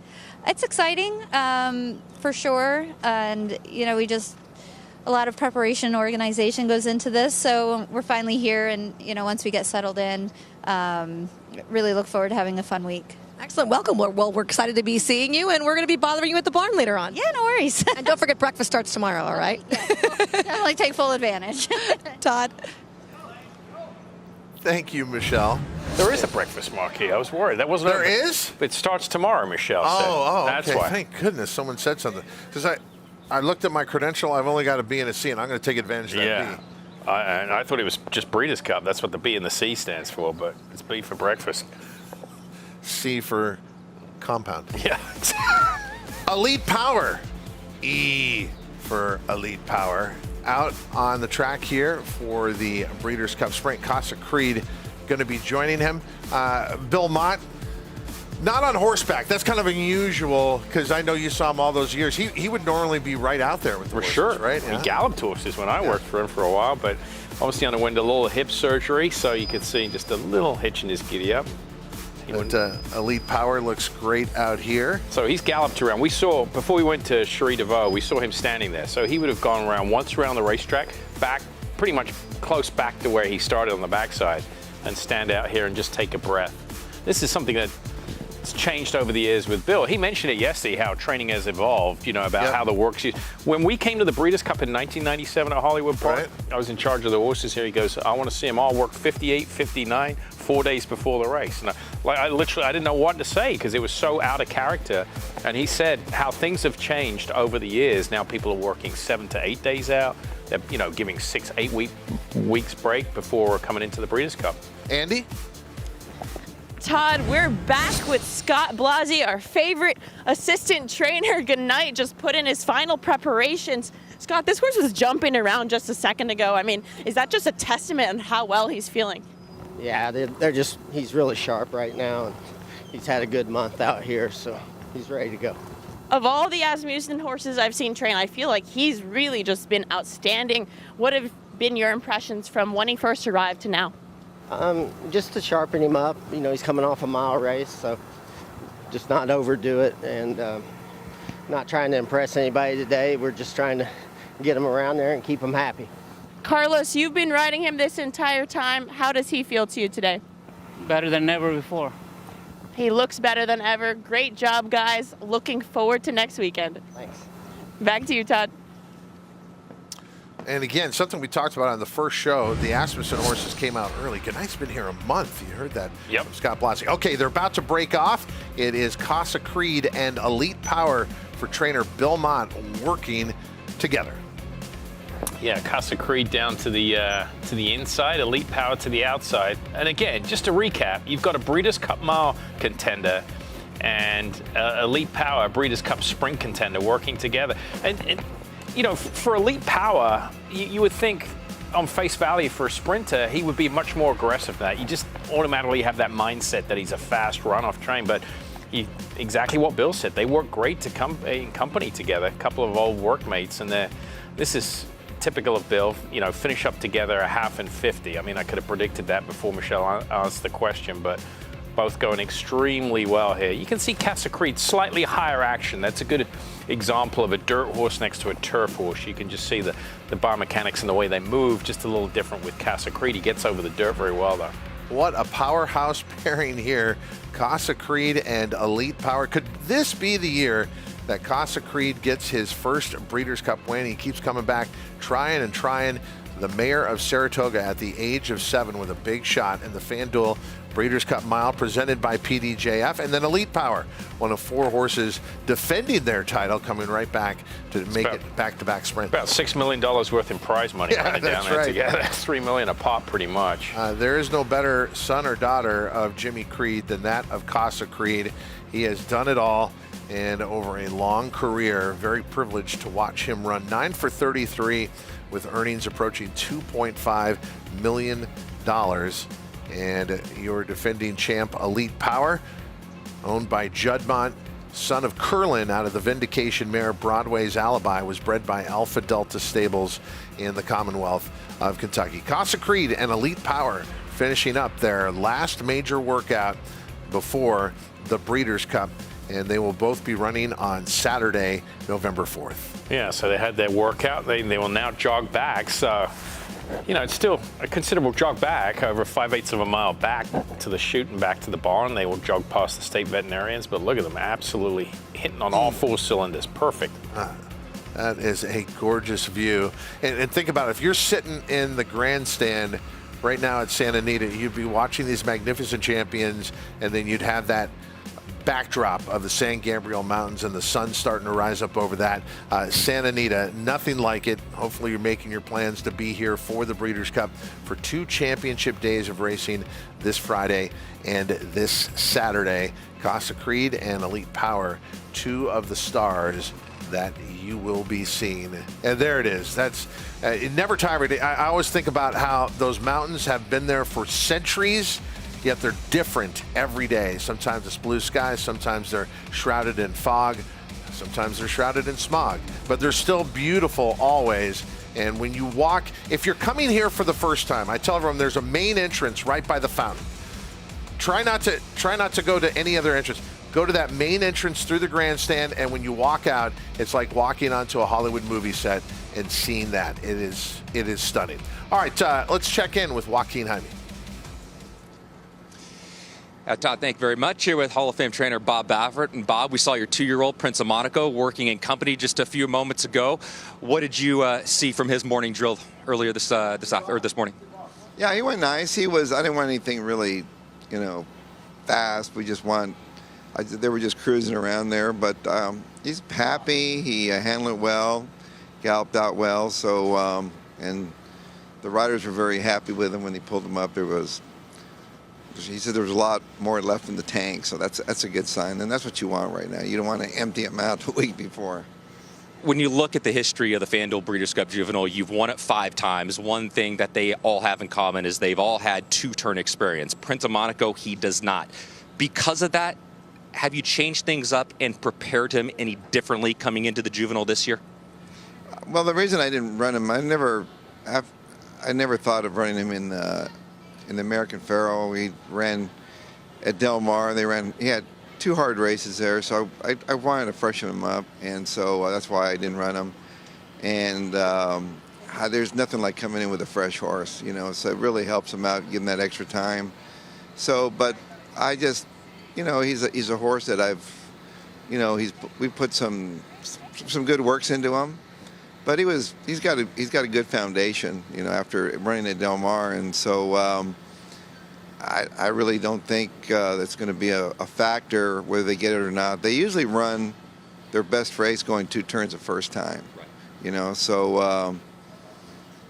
And the only reason I won the Breeders' Cup all those other times, I just had the best horse, so we're going to find out if we have the best horse. All right, Bob, appreciate the time. We'll check in later on because, he still has a couple Breeders' Cup horses going at 9 a.m. Right now, we send you over to Michelle Yu. Thanks so much, Joaquin. I'm with Bill Mott, who we just watched Elite Power and Casa Creed work, and we're stopping to watch Just FYI Gallop as well. Bill, what was your grade for your 2 workers? I thought they went very well. I mean, it worked out well as we had planned. We let Casa Creed lead by a length or so, and they joined up in the stretch and finished together. Can I just say something about Elite Power? For such an amazing sprinter, he seems very cool when he comes out. He doesn't like to do any more than he has to. That's why we put him with with another horse. I mean, he's very smart. If I'd have worked him by himself, I don't know what they went in. I didn't have a stopwatch, but by himself, he'd probably work in 51 or something. You know what I mean? Just because he's laid back, he's got a great disposition. But, you put him with another horse, and he'll do what his company does. It must be nice to have a couple of champions, multiple Grade 1 winners hanging out here together and be able to work them in company. Right. I mean, they're a great team. I mean, it's odd. You probably wouldn't think that, one being a turf horse and one being a dirt sprinter, they'd be a good match. But they're an excellent work team, and they've been working together quite often. And we still have Cody's Wish coming up later this morning? He'll be later this morning. Yeah, he'll be up after 9 o'clock, and Warlike Goddess will be after that. All right, perfect. We'll catch back up with you. Okay, thank you. Thanks, Bill. Wow, it has been a very active last couple of mornings for trainer Bill Mott, and getting those final preparations inside of a week before the big races, and looking forward to 2 more stars from his barn, as you heard, Cody's Wish and Warlike Goddess coming up. And then behind us, Arabian Nights. So you had Bob Baffert on the front side watching Prince of Monaco, but meanwhile, for his barn, Arabian Night was schooling back here. Yeah, he was going back through the paddock, just take a couple of turns on the way back. But yeah, that was great to see those 2 horses working together. Bill touched on what we mentioned during the workout. It's very rare you see a sprinter so laid back like that. Dr. Scheibel was out on the track, as we were talking about, and we heard from Mark Glatt ahead of time. He likes how he's coming to hand here, and now we get to take a look at his final major move before the Cutter Breeders' Cup Sprint. Didn't want too much, right? In the interview, he said he wanted like a half in 48 just to keep him fresh. Nothing too aggressive here, just with a week out. So 48, half mile, 4 furlongs, be clipping off 12-second furlongs would be the key, I would imagine. Unless you go, a little slow in the first part and let him finish up the last part, but he looks great here. I mean, just absolutely moving on cue. Nice lead change here, rider not moving. Perfect. It's a track that he clearly loves, Santa Anita. 6 starts here lifetime with 4 wins and a third. And so if you want to talk about home field advantages, maybe you could make a case for Dr. Scheibel. But again, they're the best that we have to offer here in America. The Cutter Breeders' Cup Sprint, you got to earn it wherever it is. And I think about one of the best that I've seen here when they've held the Breeders' Cup at Santa Anita was Matoli of recent memory. No one like that in this year's field, but Elite Power and Goodnight to go through, and a lot of horses that qualified through the Breeders' Cup Challenge Series. Maybe it will produce a price. The Cutter Breeders' Cup Sprint, part of the Saturday program here for the Breeders' Cup. Dr. Scheibel finishing off his workout at Santa Anita, and other horses within the division still making the trip out here. We heard from Kate and Bradar about the Dallas Stewart horses coming out, like Hoist the Gold, who's in here. And we heard from trainer Cherie DeVoe talking about her own jet lag coming out and the time difference. Do horses have a biological clock in the way that we do? In other words, when they come from the east to the west, is that time difference anything to them?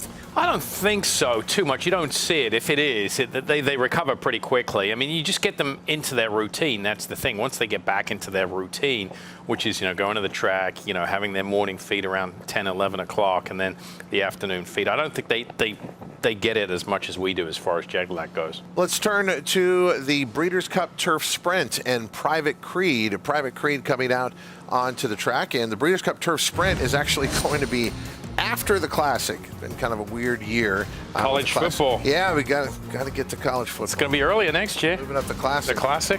Come on, they're moving up more? Yeah. Sure? Yeah, I'm for sure of that. Okay. That's what I heard. Oh, There's more college football. We'll deal with that next year. The Breeders' Cup Turf Sprint with Private Creed, as far as his resume coming into this race. Private Creed most recently was at Kentucky Downs, took the Franklin Simpson Stakes there, but the Kentucky Downs form kind of stays there, and this horse at 5 furlongs, boy, he may need farther than that, I would think. Yeah, I think so. I mean, he kind of acts like that. I mean, he's run 5.5 and he's run some decent races, but on face value, he's another one that probably would appreciate a little further than the 5/8, and he's probably up against it. Another son of Jimmy Creed handling the turf. The other big name, Casa Creed, in the mile. Michelle Yu is with a very big name. That's right, Todd. I am with Saeed Ben Saror, who has Maj on the grounds. Now, I thought we were going to see Maj on the track today on the turf, but we didn't. Did we miss, or? She worked yesterday, and she worked over 7 furlongs. She worked nicely, as in the dirt, and today we give her like easy time. And only you see White Moonlight, she's running Friday in a listed race. But the filly, she's doing well after when she won at Kentucky, as in Keeneland. But she's tough filly. You opted for the mile race instead of the longer. Why? She won in the Guineas, as a mile, also in Dubai, a mile, and also she made a Guineas. I know she won as a 9 furlongs. But when I talked to Oshin after the race, can we go mile and quarter or mile? He said we got the mile, much safer. All right, we'll be looking for her. Maybe is she coming out tomorrow? Yeah, she'll be out, yes. All right, so we didn't get to see her today, guys. We will see Maj again tomorrow. She's trying to emulate her brother with a fantastic Breeders' Cup win. Yeah, Modern Games, of course. I think that's the right decision. If you ever watched the race in the Queen Elizabeth Cup, I mean, I was there covering that race, and she was very aggressive on her toes in the post parade. I just think the mile trip is much better for her. She looks like she's so suited to North American racing. She's like her brother, Modern Games. Short, not overly tall, compact, will handle the turns, very athletic, very nimble. I just think the mile and a quarter is probably not within her scope here, especially the way she runs and the way she's a little more aggressive in the afternoon. And look at Lindy closing the gap there, but it was a perfect ride by Ocean Murphy as Maj takes the field gate to wire in the Queen Elizabeth II Challenge Cup. I know they'll say we're all Team Godolphin. You're kind of wearing Godolphin blue as well, but you mentioned Charlie Appleby. And blue. Very good. You mentioned Charlie Appleby is the man amongst the trainers. Yeah. That was the mantle that Saeed Ben Saror had. So you've got each of these guys with a trainer, with a horse for Godolphin in the race. Is there anything there that Saeed really wants to win and show? I mean, is there any I'm sure there's some competition. Yeah, I mean, they're obviously running on their own merits, and both. Yeah. It's not like one's a 30-1 shot, the other one's a 6-5 shot. They're both running on their own merits. But yeah, I mean, Saeed was the man for years, and then it shifted a little bit to Charlie Appleby. So from a personal pride, point of view, absolutely he wants to get the job done. When Moj won in the QE2 at Keeneland, Saeed Bin Suroor had not had a runner in North America since 2018, which is wow. It's hard to believe. And during that time, Charlie Appleby has compiled this great win rate of about 50% of his North American runners. But yeah, as we always say, Saeed, it's better to be on the bench than not on the team, right? Yeah, and it's a great team to be on. Team Godolphin, you're going to see them in the winner's circle a lot at the Breeders' Cup. Once again, Michelle Yu. Guys, I'm walking right now with Mark Glatt, who's heading back to his barn to check on the good Dr. Schivel. What did you think about his work? Oh, I was really, really pleased with it. He's not the greatest workhorse today, or most of the time, but he was sharp throughout today with a good gallop out. And like I said, by himself, that's pretty impressive. Juan was extremely happy with the work. Said he was sharper than he was last week even, so all systems go. What did you think about his prep race? It looked like he just fought on the whole way. Yeah, he ran. He was never really able to get a breather given that he broke a little slow. Had to run every step of the way and got it out. So, we were extremely pleased with it. What's going to be his schedule like the next 6 days leading up to Breeders' Cup? Keep him fresh and happy. He won't do much in between now and the race now, and I think he's a dead fit horse, and so we'll just keep him, like I said, fresh and happy, and see what happens on Saturday. I appreciate the time. Thank you. And we were at Mark Glatt's barn earlier on this week seeing Eddie Haskell, his former Breeders' Cup participant, who is now his pony horse. And we know at that barn they get lots of cookies and lots of carrots, and that's how we keep them nice and happy, guys. That's a barn that I could be in. And Mark Glatt has a lot of success out here in California on a regular basis, but to win on the Breeders' Cup stage takes you to a whole new level. No question about that. Mark Glatt is really, over the last 10 years here in Southern California, he's come up from a claiming trainer all the way up to the ranks to where he's established himself as a very high win percentage trainer across the board, all types of horses. Well, this might be the year for Dr. Schivel in the Cutter Breeders' Cup Sprint. Back on our set, just off the paddock here, I'm Todd Trupp alongside Simon Bray. You're watching Breakfast at the Breeders' Cup. Private Creed, we were talking about maybe he needs a little bit longer than 5 furlongs, but it is what it is. You've made it here to the Breeders' Cup, and now you got to prepare as best you can. It will be 5 furlongs on the turf, and watching Private Creed about to launch. Let's take a look. Steve Asmussen, obviously the trainer of Private Creed. So, is it me or all the Steve Asmussen horses we're watching? They seem really eager this morning. Yeah, they are. They're eager there, because he likes them to walk slow, so they've got to slow them down. You're dealing with a sprinter here, so you just sit against them in middle of the track. Well, not middle of the track, path 3 there, and you can see this horse. I guarantee the instructions were to go a half mile in 50. Rider's having a tough time just holding on there, barely hanging on. You make one move wrong here by moving your hands up the horse's neck, and this horse is going to just take that cue and be gone with it. He was 0 for 5 on the year, and then he went to the old dueling grounds, Kentucky Downs, and took the Franklin Simpson to get a much-needed win, and now a spot in the Breeders' Cup Turf Sprint. Is there any advantage? We're talking about the post position draw looming tomorrow. Any significant post position advantage in these 5 furlong races on the grass at Santa Anita? Because at Del Mar, the inside was always great. The inside was always great, yeah. I don't think so. I don't think you want to get hung too wide here at Santa Anita, really, any 5 furlong turf sprint. All right, I've been reaching out for tickets. You have a simple place to go. It is to breederscup.com/tickets. Be part of the 40th edition of the Breeders' Cup. Don't miss out. Again, contact the Breeders' Cup now. Still lots of good tickets available. We'll be back with Breakfast at the Breeders' Cup. Daredevil, returning to stud on U.S. soil. The only first crop sire to see 2 offspring win the Grade 1 Kentucky Oaks and the Grade 1 Preakness Stakes in the same year. She dares the devil, taking the Kentucky Oaks and the Grade 2 Azeri Stakes, and champion Swiss Skydiver, winning the Preakness and the Grade 1 Beholder Mile Stakes. With more exciting prospects on the track and multiple 6-figure sales in the ring, Daredevil's career is just getting started, only at Lane's End. FanDuel Casino has your chance at the #1 feeling, winning, which ranks even higher than the 18th best feeling, saving a kid from a well. 59 years later.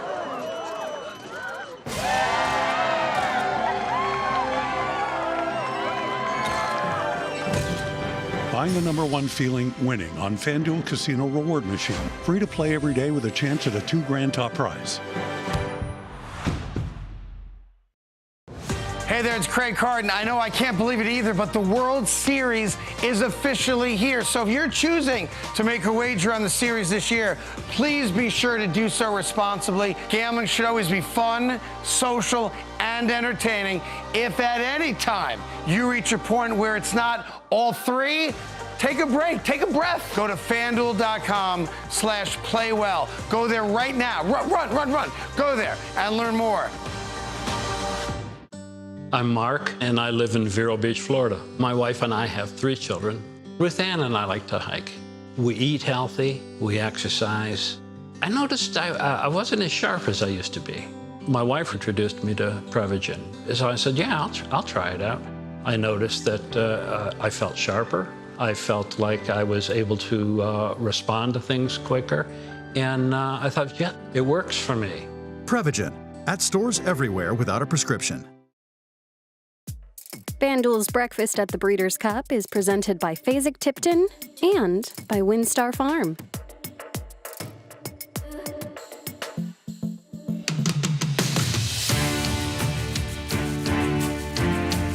It's a beautiful day in Southern California for the inaugural Breeders' Cup. It was just a few years previous that they started talking about it. This Breeders' Cup series, $10 million, 1 day, 7 races. I said, not in my lifetime. At the time, there was only $1 million race in the country, and that was the Arlington Million. I just couldn't envision 1 day with $10 million on the line, 7 races, and of course, culminating with the Breeders' Cup Classic at $3 million. And Breeders' Cup week, I didn't have the mount on him. Eddie Maple was going to ride him. Eddie had a call on track Baron, and I was able to make connections of Wild again and secured the mount, and he just ran the race of his life.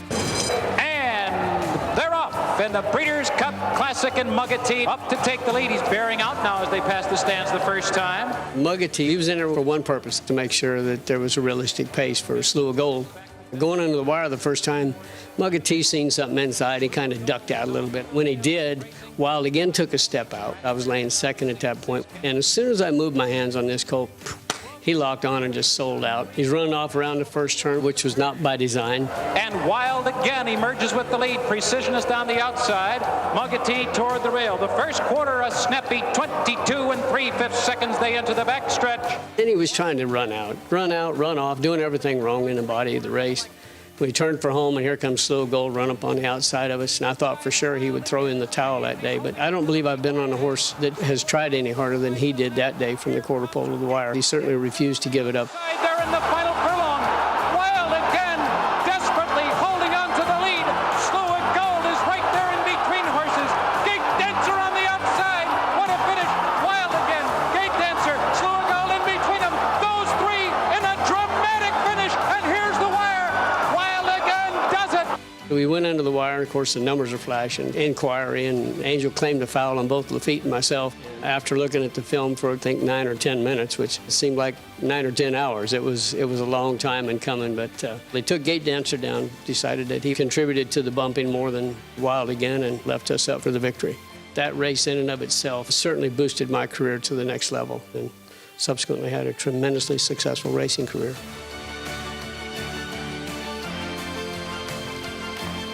2 weeks ago, patient Pat Day turned 70 years old. Let that sink in for just a moment. 70 years old. So he was 30 at the time when we had that inaugural Breeders' Cup. Of course, Hollywood Park no longer with us, but that was the launching pad.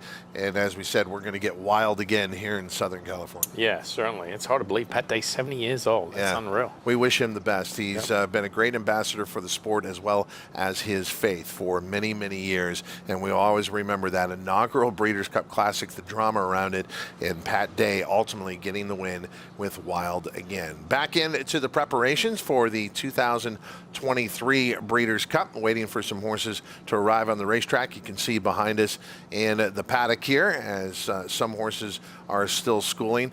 We also have the preparations for racing during the afternoon. They will be racing here today. As far as the schedule ahead for the Breeders' Cup, as you know, Future Stars Friday, this Friday, then Saturday as well, a championship day. But there will be racing on the Santa Anita calendar for Thursday, so they will resume after the Sunday card on Thursday. We'll resume with more Breakfast at the Breeders' Cup right after this.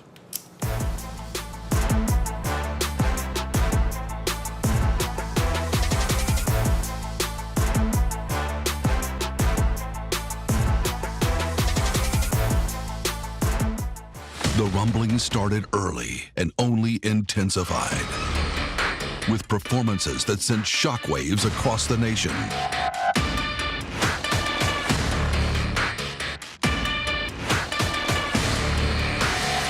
At the center of it all, Epicenter is at the top of the 3-year-old class in the Run Happy Travers. Epicenter, 3-year-old champion by Not This Time.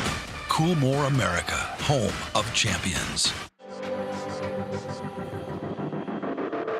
With NetJets, travel will always be personal. We do everything it takes to make every flight exceptional. Every single detail of your experience is personalized, just for you.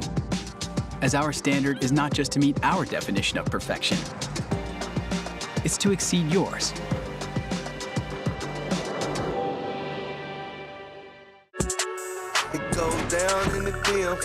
With FanDuel, every night is a watch party. New customers bet $5 to get $150 bonus if your team wins. Bet all the stars with all your friends and tell them that they get 3 months of NBA League Pass on us with any $5 bet. Only on FanDuel. New customers bet $5 get $150 bonus if your team wins, plus NBA League Pass on us. A beautiful individual, extremely athletic, displayed a tremendous amount of talent with his win in the Vanderbilt, as well as a couple of his wins at Churchill Downs. Ran unbelievably fast. Very special family to me. Just a gorgeous horse and throwing very athletic horses that I think will run. Perfect sire for the 2-year-old sales. I plan on breeding to him next year. I think he's a great play right now. In the Vanderbilt.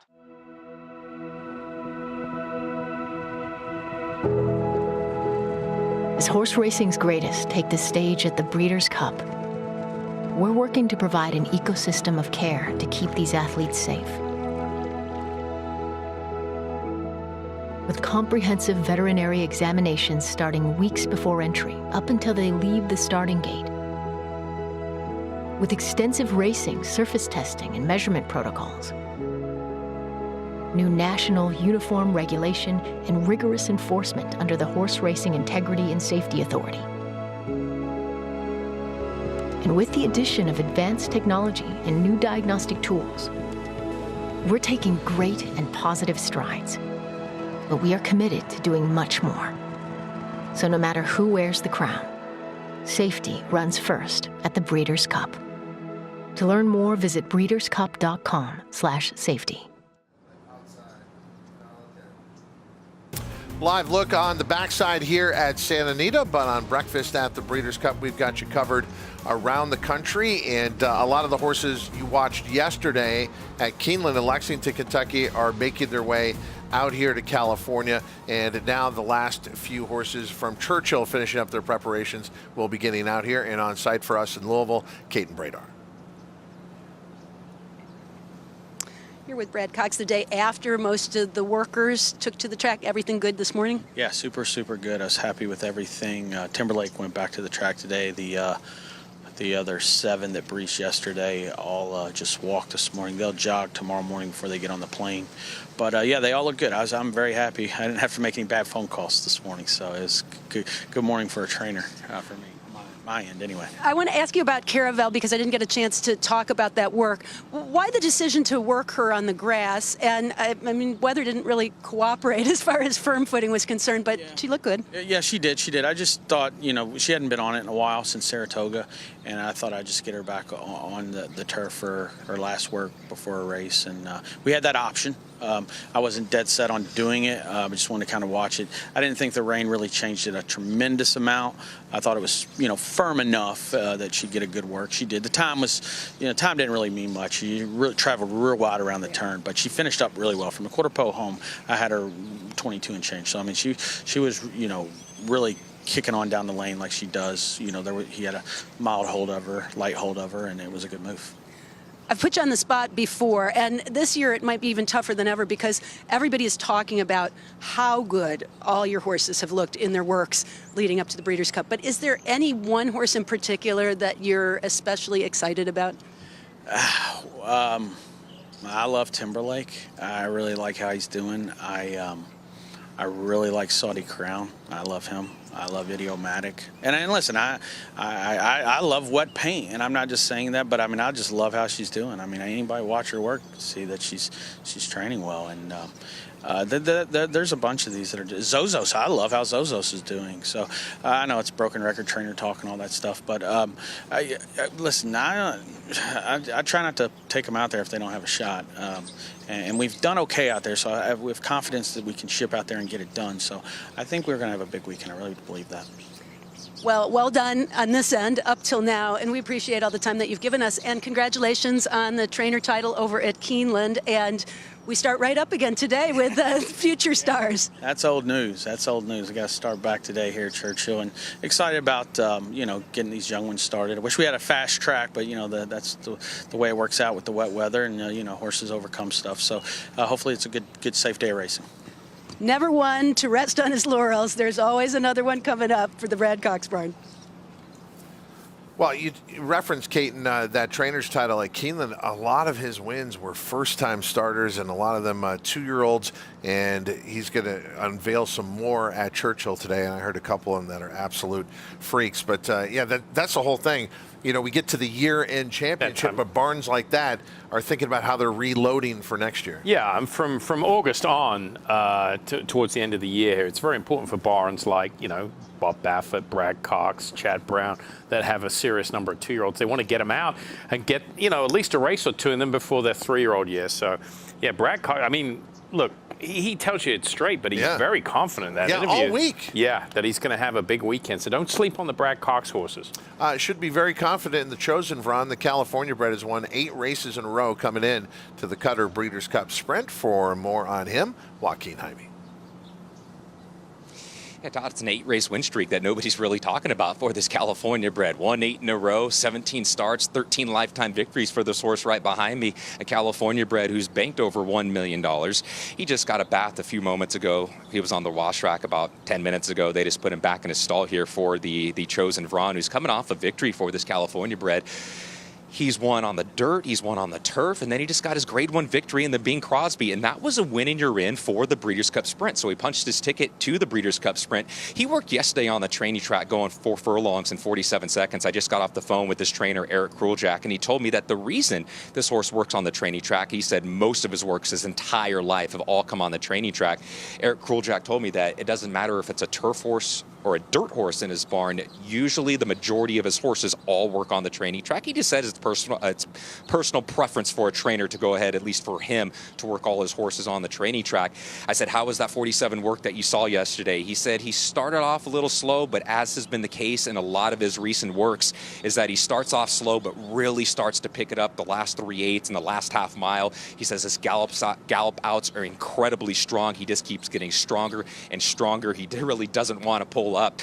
So for the chosen Vron, who just had a really good work, and Eric Kruljak very happy with what he saw on the training track yesterday going 47 seconds. Now, he has not run since the Bing Crosby in late July at the Del Mar Thoroughbred Club. Eric told me just a few moments ago that really has been by design. They decided immediately after the Bing Crosby that they wanted a fresh horse going into the Breeders' Cup Sprint. And Michelle Yu, Eric Kruljak said, this is a really tough race that we're headed into. I said, yeah, but one of those reasons it is a tough race is because you have one of the tough horses in there who's won 8 in a row. Michelle, the chosen Vron, going for 9 in a row and looking to be another Calbred winning a Breeders' Cup race.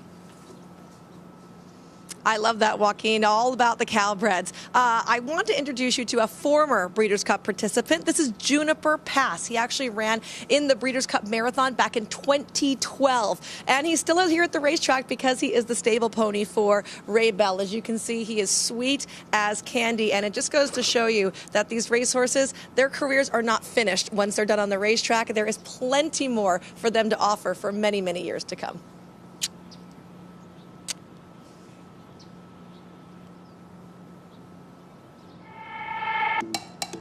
So we're here at the Retired Racehorse Project in Lexington, Kentucky. And the Retired Racehorse Project is a market-based approach to aftercare. It's showcasing how amazing these thoroughbreds are in everything that they can do. It's really important for First Racing, FanDuel TV, and the Breeders' Cup to support aftercare, whether they were competitive on the racetrack or whether they weren't competitive on the racetrack. They're now here on a level playing field, competing against one another. And the makeover itself is actually just increasing demand for these retired racehorses. This is Red King. Was racing last October. He was a stallion in December. And so he had kind of culture shock transitioning. And then he just took to the second career like it was nothing. He absolutely loves it. He loves the challenge of learning new things. It's really interesting to be at this show and see all these thoroughbreds competing in dressage, show jumping, competitive trail. There's mock fox hunts. There's freestyle competitions. I'm always looking for horses that are going to make field hunters. And I'm the current owner of Arklow. Obviously, he's a very, very classy horse. Any horse that wins $3 million, I mean, that goes without saying. Everything about him has been just totally uncomplicated. And I think this horse is going to make a superb field hunter. When you're on a thoroughbred, they just give it their all, and they have the biggest hearts. They never quit. You know, they can be tricky, but once you get into them and they trust you, they'll do anything for you. It is a competition. There's over $100,000 in prizes and money to be won, but I get the feeling that getting your thoroughbred to the makeover is winning in itself. So the RP has always been on my bucket list. I've never had the horse I wanted to do it with until we got the Black Album. And to be competing in it, it does mean a lot. And it's very exciting to be in it with such a great horse I've had such a long relationship with. As much as he was as a good racehorse, he seems to be a pretty talented doing other stuff. He's some big ability over the jump, I thought it was really fun to watch from where I'm standing. It's a big plus for us as a trainer. We know they have a future where we don't have to worry about it. And the winner is from Field Hunters, number 110, Arklow, ridden by Gina Gans. It's huge. I mean, it just goes to show you that these horses obviously have a tremendous amount of talent after the racetrack and can excel in other things other than running fast around an oval. So, you know, it's very important that we continue to press forward with aftercare and things such as that. Is really important to show how much we really care about the thoroughbreds and how we really want them to find a soft place to land after they're done giving us all that they can in their race careers. And to see these horses, some were racing just a few months ago and now they're coming back and competing in a completely different discipline. It just speaks volumes to what the thoroughbred really is and how special of a breed it is and why we're so lucky to get to work with them every day.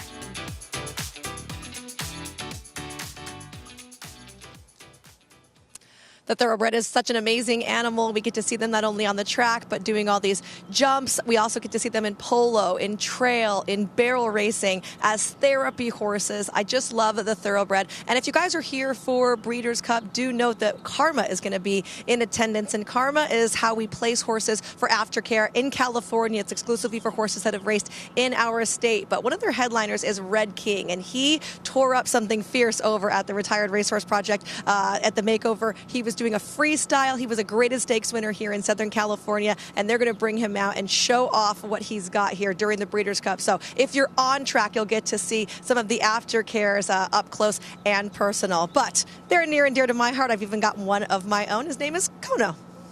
He's found a good home with you. Jody Vella-Gregory was a big part of that piece that you watched. I had a chance to talk to JVG last night. It is her passion. She works for the Stronach Group and First Bet, and so she has made it her mission statement wherever she gets an opportunity. She's going to be speaking at the Racing Symposium on that topic. She is a great ambassador for that part of our industry and our industry overall. You've been involved with Thoroughbred Aftercare by serving on a board. Yeah, I'm serving on the board of the TAA, Thoroughbred Aftercare Alliance. It's my last year, so 3-year term. So yeah, but they do a tremendous job, and they're represented here, of course. They're presenting sponsor of the Breeders' Cup Juvenile.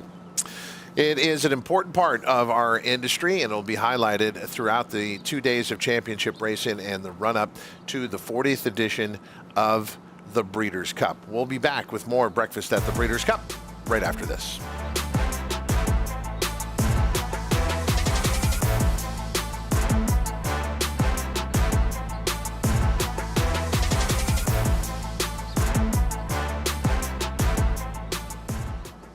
The Run Happies are running, the Run Happies are selling, the Run Happies are winning. Eclipse champion Run Happy is showing a new dimension with winners on turf, dirt, and all weather. A record-breaking sprint champion, Run Happy is also showing winners at all distances. The son of Run Happy, Nutella Fella, has won the hopeful. One happy mama wins the Iowa sorority. Run Happy, price for value, and standing strong at Claiborne Farm. Garbage time. That phrase never sounded quite right, because no part of football is meaningless. So while some folks see garbage, FanDuel sees treasure. We see spreads to cover, overs to hit, and chances to live bet from the first down to the final whistle. So don't just watch football this season, cherish it. Bet $5, get $150 bonus if your team wins, plus a profit boost every single day. FanDuel, America's #1 sportsbook. Hey, so I found a betting system that's really working great for me. So did I. What's yours? I set up an hour-a-week time limit on FanDuel. I can also set up wager limits, so I only bet what I can afford, and betting stays fun. Right. So what's your system? What's that? Your system. What's your system?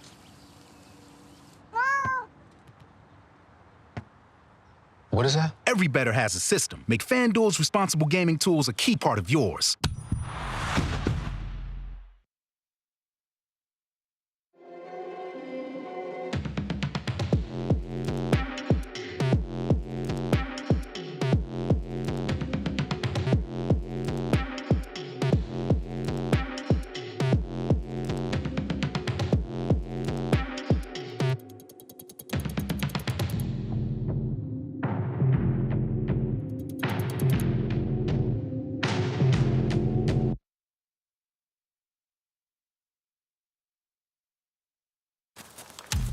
Welcome to Breakfast at the Breeders' Cup. If you are a fan of horse racing, you should be here. We've got plenty of Breeders' Cup contenders waiting to go on the track. We are inside the horse van. These are the filly contingent. We're so fortunate to see so many of these horses in the Breeders' Cup. He floats. He's very, very good. He's very light on his feet. Just an outstanding work.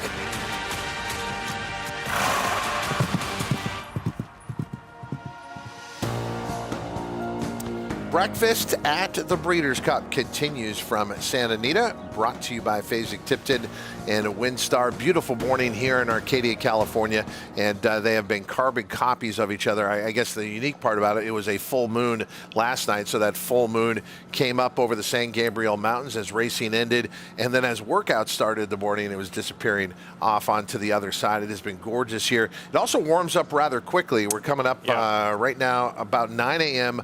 local time, and the temperature is well past the 54 degrees that we started at, headed towards 70 real quick here.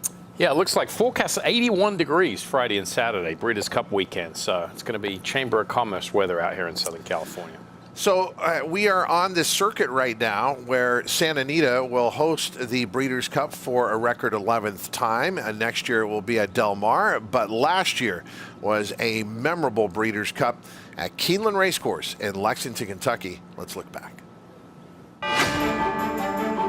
The 39th Breeders' Cup was one for the history books. full of heartfelt moments, heartbreakers, and huge finishes. Oh my goodness! Champions from all over the globe battled for greatness and a legacy few have known. Oh, she just dominated! The air was thick with anticipation as horse racing's most desirable prize took center stage, right in the heart of horse racing's home, Lexington, Kentucky. A venue that was made for racing as it was meant to be. Illuminated with garland dreams, fans, fascinators, and monumental firsts, Keeneland became the grounds for an unforgettable story that will be told for years to come. It's a story made for Hollywood. It was written right here in Lexington, Kentucky.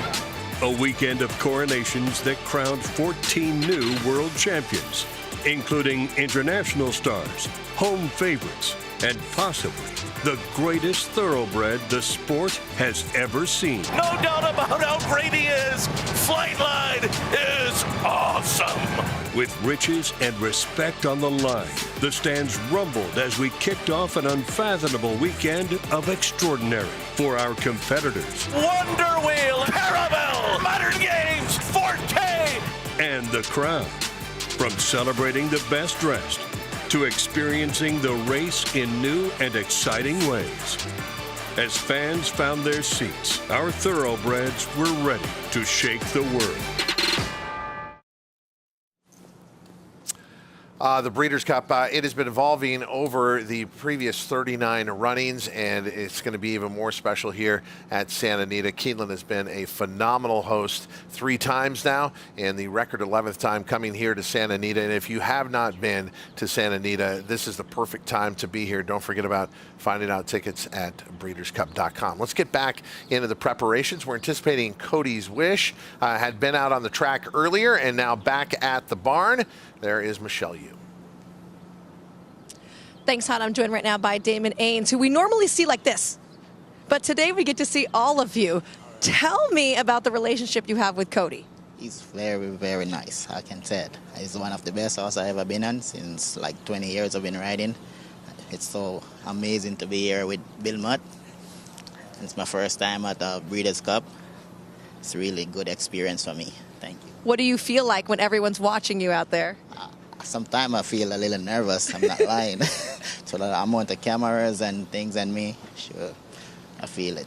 Okay, he looks super strong. I want to see your guns. Okay, I got to say, when I talked to Neil Pazanski the other day, he told me you could hold an elephant from peanuts. Oh, my God. Baby, he was just accelerated. Is he really that strong, or is it kind of a nice balance once you get there? He's really strong when he's ready. He's of his days. Someday he could really pull in you and go in for it, but I know what to do, and I have it, so I just do the right thing. Do you chat with him or sing to him? Yeah, I talk to him a lot. Cody, behave yourself now. It's not time for this. So, you know, he understand, and I understand what he needs. How long have you been getting on him?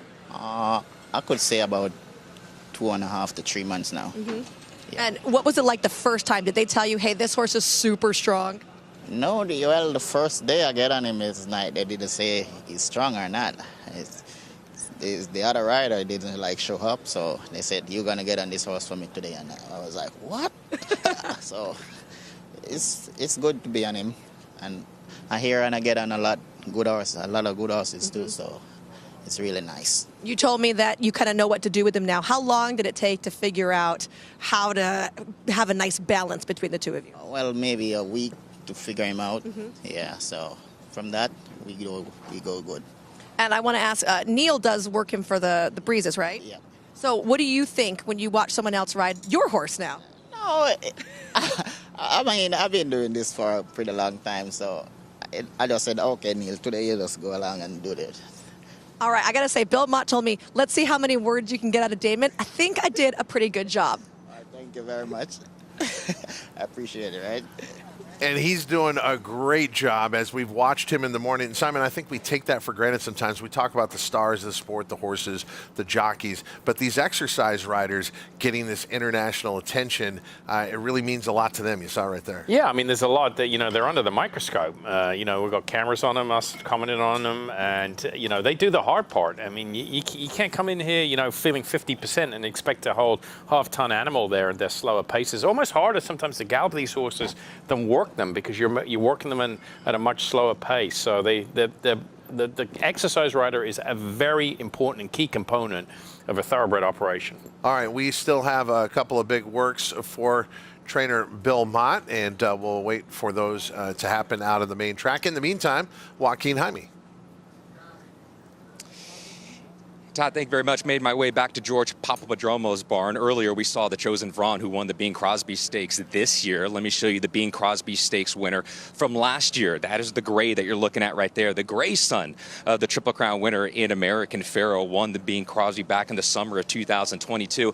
Look, let me take you back 4 years ago, refresh your memory. Remember when this horse was second in the American Pharoah Stakes as a 2-year-old? He was supposed to be running in the FanDuel Breeders' Cup Juvenile that year. It didn't work out. He's had his issues. He's had his injuries, and it really took George and the team a little bit to really get this horse at his best and get him at his peak. And he showed when he's at his best and he's at that peak that he's a really, really good racehorse. You know that there's a soft spot in the hearts of Rustin Kretz, the owner, and George Papadromo, because this horse that you're looking at right here in American Theorem, he provided them with their very first Grade 1 victory when he won the Bing Crosby Stakes. He ran in the Breeders' Cup Sprint last year. He was 8th at 11-1 behind Elite Power. He was mid-pack. He was right next to Elite Power going into the far turn, and it just really wasn't his day, wasn't his afternoon. So far this year, he's 0 for 3. He hasn't hit the board in 3 of those races coming in here. He was 6th in the Bing Crosby 2 starts back. He was most recently 5th in the Grade 2 Santa Anita Sprint Championship behind Dr. Scheibel. So he has to find something else and try to turn it around, because in 3 of his last 4 starts, he's lost to horses that are going to be in the Breeders' Cup Sprint once again this year with Elite Power, the Chosen Vron, and Dr. Scheibel. So American Theorem, guys, he's just walking out here back at George Papadromo's barn. He's getting ready to go ahead and work right now at 9 o'clock as well. We'll look for him shortly. Umberto Rispoli, who's ridden him in his last couple starts, is going to be up for this work here at 9 a.m. as well. You won't be able to miss him. One of the more handsome horses you'll see here at the Breeders' Cup. And even if he ran that race, that Bing Crosby, that not good enough. Yeah, that Joaquin was alluding to. Sorry. Yeah, he's got to run a lifetime best to ultimately win the Cutter Breeders' Cup Sprint. Let's take a look at the pre-entries for that race. Remember, we're drawing post positions tomorrow at the Pasadena Civic Auditorium. But the horses that are expected to draw into the race led by Elite Power, but it is not going to be an overflow field. No, it's surprising, really. Light on numbers. Dr. Scheibel, Elite Power, Gunite would be obviously the major players in this division. Nakatomi for Wesley Ward. What does the Chosen Vron have to be scared of? Nothing. Nothing. I mean, Elite Power and Gunite, yeah, he hasn't met them. Right. But he does nothing but win. He doesn't know how to lose, and he loves it here at Santa Anita. And he'll be a very fair price. As mentioned, trained by Eric Kruljack. His son Ian has already beaten Dad to a Breeders' Cup win as he took the Breeders' Cup Filly and Mare Sprint. So the family tree certainly knows how to win on Breeders' Cup Day. No question about it. But yeah, I mean, there's no reason why you shouldn't put Chosen Vron in your business. I mean, everyone said, well, he's beaten Calvert. No, the win in the Bing Crosby last time out was legitimate. He came and ran down Anarchist, who had the lead mid-stretch. Waiting for horses to get back out on the racetrack here on Breakfast at the Breeders' Cup. Dare Manor for the distaff. Bob Baffert obviously has a lot of busy mornings here at Santa Anita. Certainly has for the Breeders' Cup. We've been talking about his juveniles, but Adair Manor comes in on quite a win streak in her own right to the Longines Breeders' Cup distaff. No surprise what she'll be trying to do early. She'll be trying to get out there on the lead and take the field gate to wire, but she is facing a fantastic field, obviously, in the Longines Breeders' Cup distaff with horses like Idiomatic, who like to be in that spot as well, yeah, who are coming in. It's going to be hot up front. Pace is going to be swift. Post position, Baffert mentioned it. It's going to be key.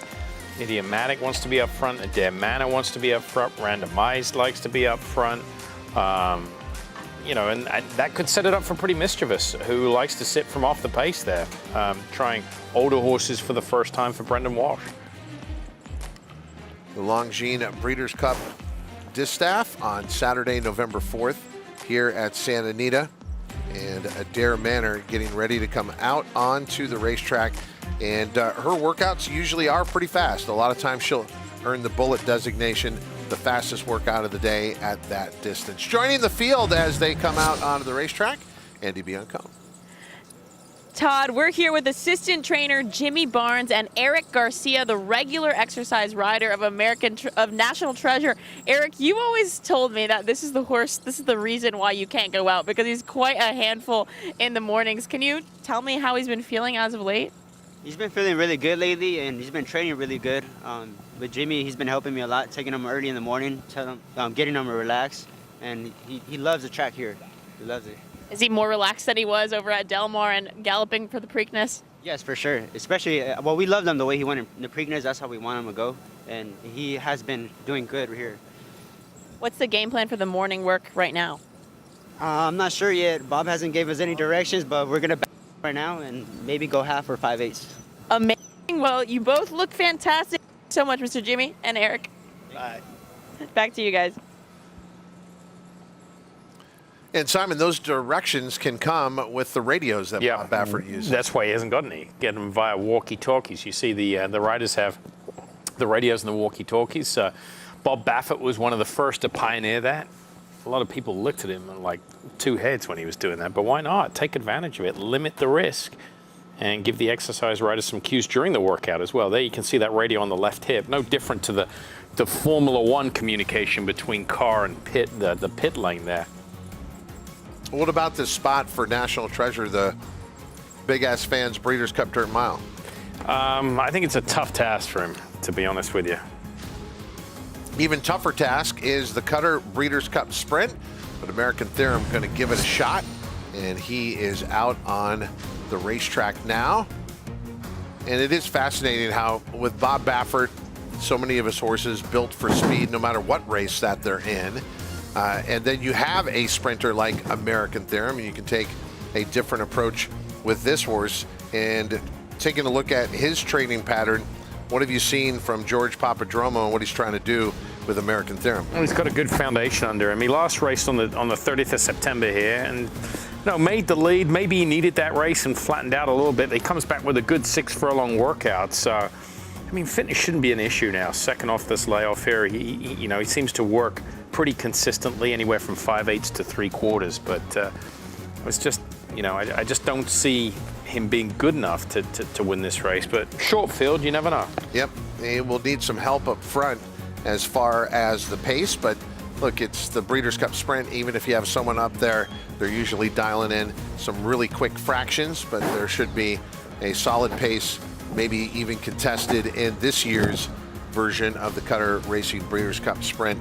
And then that would be the other thing with American Theorem. He did have that big win going 6 furlongs in the Grade 1 Bing Crosby. His big win here at Santa Anita was 7 furlongs in the Grade 2 Triple Bend. American Theorem about to break off here shortly for his final major move before the Cutter Racing Breeders' Cup Sprint.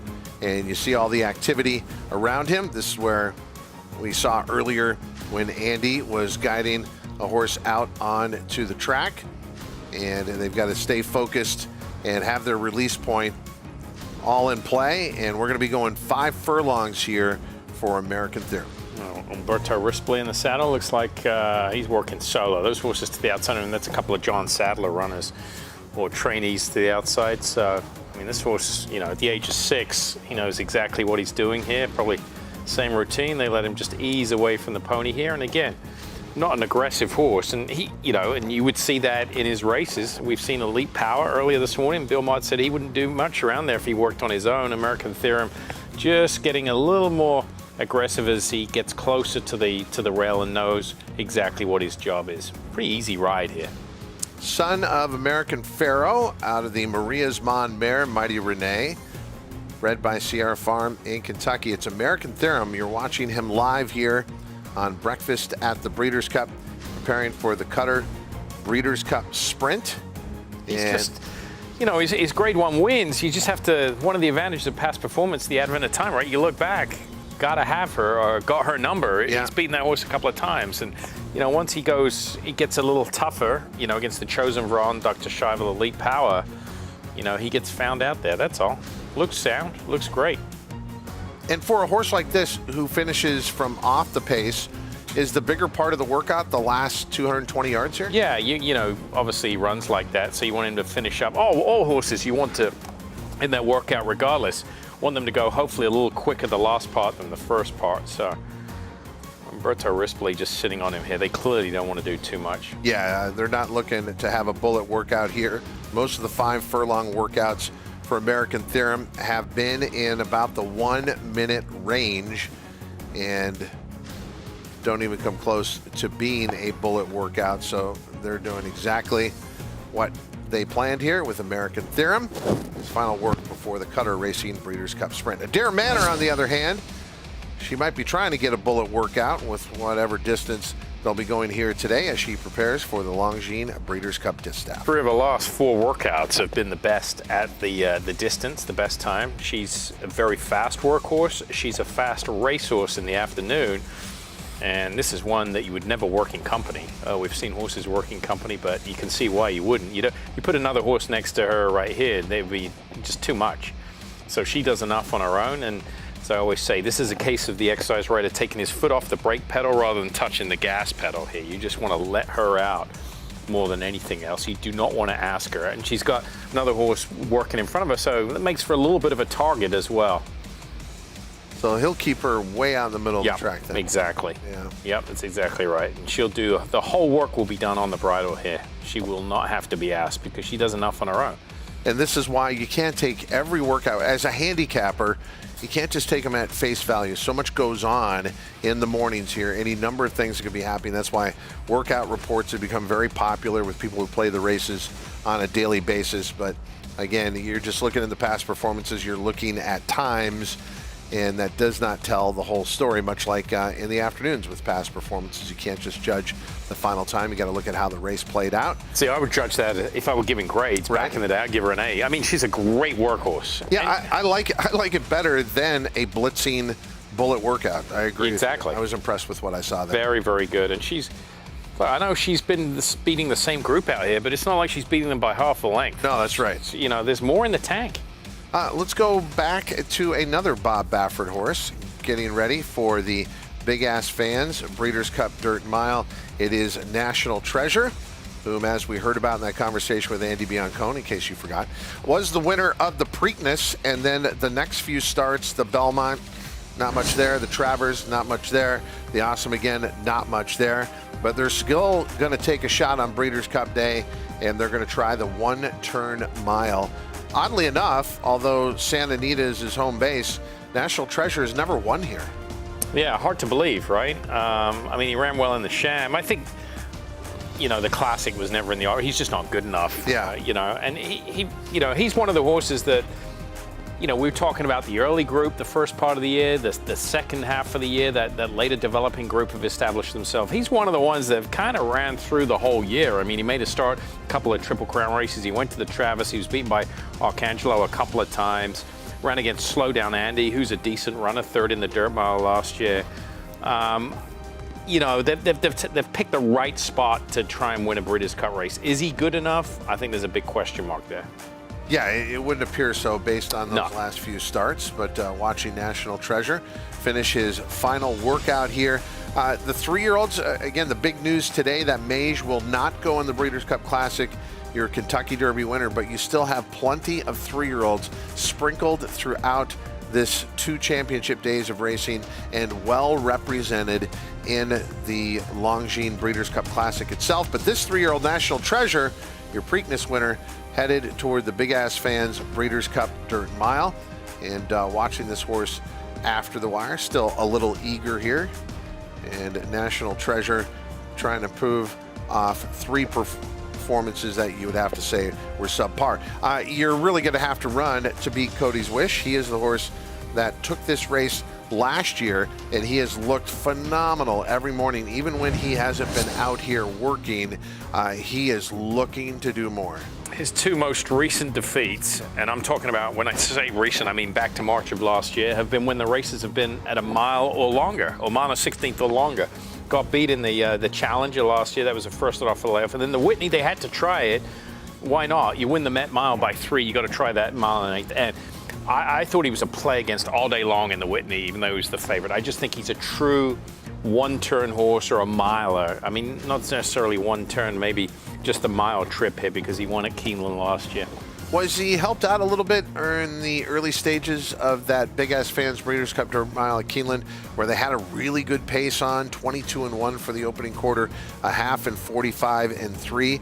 He was able to rally from 12 back. Yeah. Can you do that on the Santa Anita main track going a mile? Yeah, probably not. It's going to be a bigger task, right, for him. I mean, they didn't go that fast in the Vosper, but he wasn't beating that type of competition last time out. It's not going to be as easy this time around for Cody's Wish. And don't forget, last year he was actually a very, very good price. It just goes to show you that even when you get a favorite in the Breeders' Cup, you got a square price on him at about 2-1. I don't see that type of pace anywhere near it. No, And that's why Zozo's, Brad Cox keeps talking about. He could be loose on the lead, very dangerous. All right, here we go. This is a live workout. We've seen all of Bill Mott's horses work. Cody's Wish had a nice workout at Saratoga last week. Comes in here, probably working half mile, easy half and 50 would be my guess here, solo. And Cody's Wish, as far as what kind of workhorse he is, he can be very fast in the mornings, but a lot of that up at the Oklahoma training track, as we were talking about, where Bill Mott has so many of his horses. Best of 5 or 10 horses. You're not comparing his workout to a sampling of 50, 60 horses. You know, I wouldn't say he's an aggressive horse, very manageable. And the rider doing a good job here, just maintaining an even tempo. Get him to come off the turn, switch leads on cue, and then just smooch a little bit and get him to finish up under his own power. These are all carbon copy workouts of trainers that we're familiar with over the years here as their final works going into the Breeders' Cup. Yeah, Bill Mott's got to be very happy with how things have gone. He had his pairing earlier of Elite Power and Casa Creed, both finishing up their workouts well, and then now on his own, Cody's Wish looking good. And important to watch the gallop out here because it seems to be an extension of what they're trying to do here, and it's proper, especially considering he's going to be taking on a few furlongs farther than what we just watched here in the official time to work out. Yeah, nice gallop out and geared down very comfortably here. Horse looks tremendous. I mean, if I'm Bill Mott, I've worked, 3 out of my 4 workers today, Warlike Goddess, scheduled to go, and I'd be very, very happy. And it's a, you know, I mean, it's not a lot of relief, but it's a big box checked as far as getting through the hurdles leading up to the championship weekend. Of course, I always say the biggest, most important day of a workout is the day after to make sure that everybody is well and healthy. So Bill Mott will not be here with the numbers that a Todd Pletcher barn or Brad Cox barn has, but he is here with the quality and can walk away with a few wins on the Breeders' Cup. Joaquin? George, you told me earlier this morning, American Theorem, working 5 furlongs here in preparation for the sprint. How'd he go? Good, it went well, good. Did it nice and easy 5/8, and yeah, doing great. You got another horse working right now as well, Belladere. Really improved his last 2, including a victory in the John Henry. A turf horse working on the dirt. What'd you see this morning from Belladere? He's training great as usual. I mean, we've been training him on the dirt since he won the John Henry too, and even before that, he's been training on the main track. So we just kept the same thing, doing with what we're doing with him, and he's kept his form coming out of the John Henry too, and it's doing great too. He looked great today too, breezing easy half a mile. He's won blinkered his last few starts. Has the blinkers really helped Belladere recently? Yeah, he did actually. We put the full cap blinkers a little bit, you know, with a little hole. But yeah, I'm pretty sure it helped him a little bit too. But he's a different horse right now, I think. He's in his top form right now, and he's doing great. What can I say? I'm excited about him. And lastly, back to American Theorem, looking for his first victory this year. What does American Theorem need to do in the Breeders' Cup Sprint this year to turn things around for him? I mean, hopefully we get a good post. Last 2 starts we had the 1 hole. That didn't help going 3/4. But yeah, he's come out of the races good, training good, and hopefully we get a good post and see what happens. Thanks, George. Appreciate it. Thanks. And a look at the main track here. American Theorem having finished up earlier with Cody's Wish carrying 46 and... Was it 46 and change? Yeah, it was. Wow. It was very, very quick work. It didn't look like it, though. It didn't. That's deceiving. That's why. Made it more impressive. We'll see how that ranks up with other horses who worked that half-mile distance. But another look at American Theorem, who George Papadromo has always had confidence in from his 2-year-old season, but had to be very patient with to ultimately get him to be a Grade 1 winner.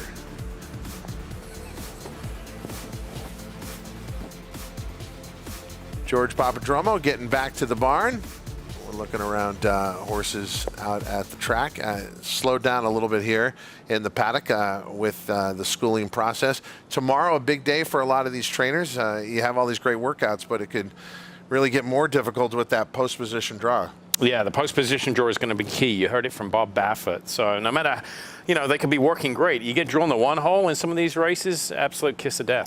After 7 straight National League Championship Series, the Houston Astros did not make it to the World Series this year, but that has given Alex Bregman a chance to follow his other passion, which is horse racing. He was with Caton Bradar this morning at Churchill Downs. Well, Churchill Downs is probably the second place that Alex Bregman wishes he was right at this moment. But when you're not playing professional baseball, you are at the racetrack hanging out with the horses. This is, I think, not an everyday occurrence for most people to think that they're going to run into an all-star. Oh, well, thank you. It's definitely, yeah, like you said, I definitely would rather be playing in the World Series right now. But horse racing has been a passion of mine and my family for a very long time. And every chance we get, we try and come spend some time at the racetrack. And it's just an amazing place.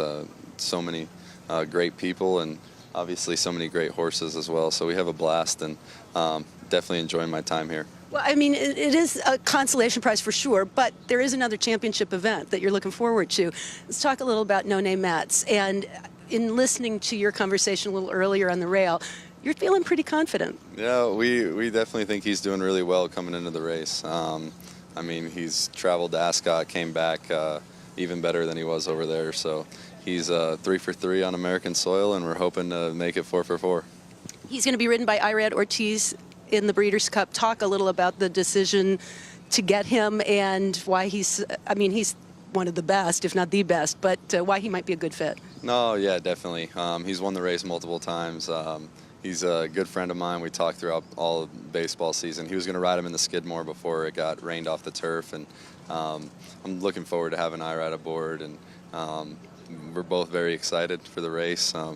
And yeah, been fortunate enough to get to know him and Jose through one of my teammates, Martin Maldonado, our catcher, who's from Puerto Rico as well. So just building that friendship has been awesome, and now super proud to be able to have him on a horse in the Breeders' Cup.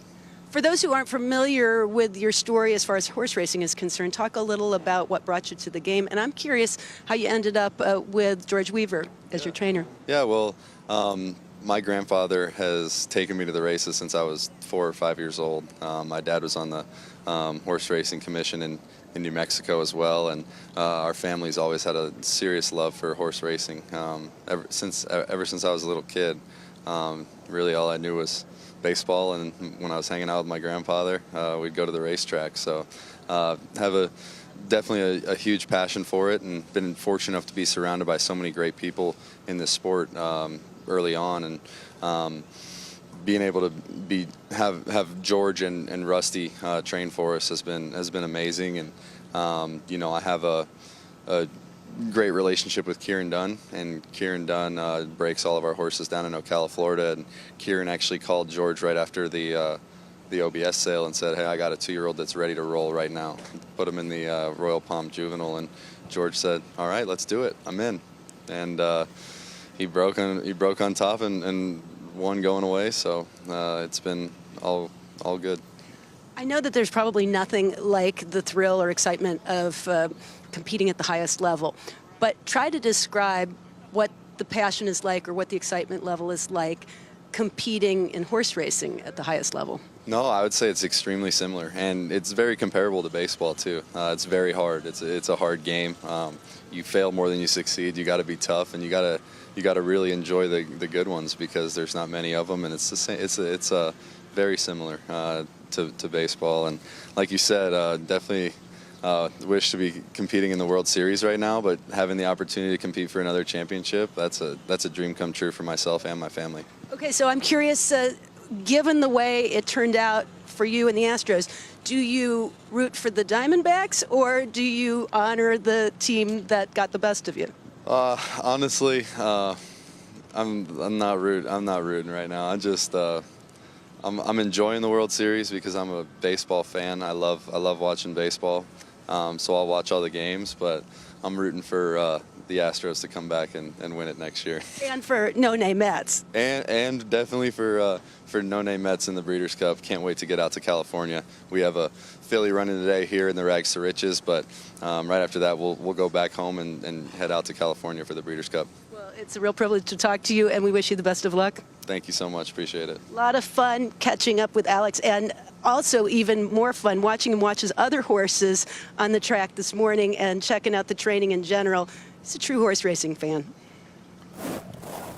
So fortunate to have him. Love the game as much as he does. And later today, we're going to have team coverage at Churchill Downs. The Rags to Riches. Candy Landy will be going for him in that stakes race. Yeah, looking forward to that. Great to have an ambassador like that, very well spoken. And who knew that was his father on the New Mexico Racing Commission? It's unbelievable. Didn't know that. Yeah. And so a great family history that got him started, and we're so happy that Alex Bregman loves our sport. Let's get back to Michelle Yu. Oh, guys, I'm walking with Bill Mott, who just had Cody's wish work, and now Warlike Goddess is on track. What was your thoughts about Cody?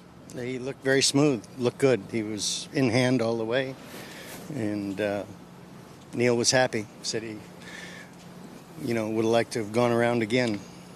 When he came back around here, he seemed very composed. That's a big difference in the gorilla that we've seen when he trains. Right. Well, I mean, he, maybe he needed to breathe. Maybe he'll settle down a little bit more now. Warlike Goddess out on track right now. What are we expecting from her? I'm hoping just a nice, easy half-mile work. She usually gallops out really well. Just, I guess, the old term maintenance work, you know what I mean? And just as long as the work's in hand and on the bridle and she's moving well, that's all I care about. Oh, I appreciate it. George Krikorian, standing by. Yes. George, can we bug you real quick? George owns Warlike Goddess, bred Warlike Goddess as well. What's it feel like to be out here with the excitement of Breeders' Cup? Oh, it's pretty special. What's it been like to have a filly like Warlike Goddess? It's hard to express. It's just really special to have a horse like her. Mm-hmm. What do you think is some of her best attributes for you? Her best attributes?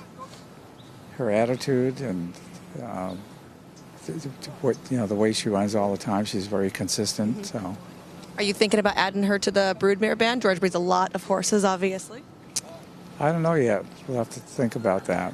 It's been really great for us as racing fans to get to have her around for so long. What's gone into the thought process into keeping her racing? Well, physically she's in great shape and she's running at a high level. Mm-hmm. So she'll tell us when things change, if they do, and hopefully they don't change for a long time. All right, appreciate the time. I'll let you watch your filly work now. George Krikorian, owner and breeder of Warlike Goddess.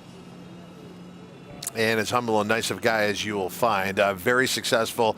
If you're in California, you know Krikorian Theaters. If you're in Lexington, Kentucky, you know Lex Live. That is his development, the bowling alley, the theaters down there.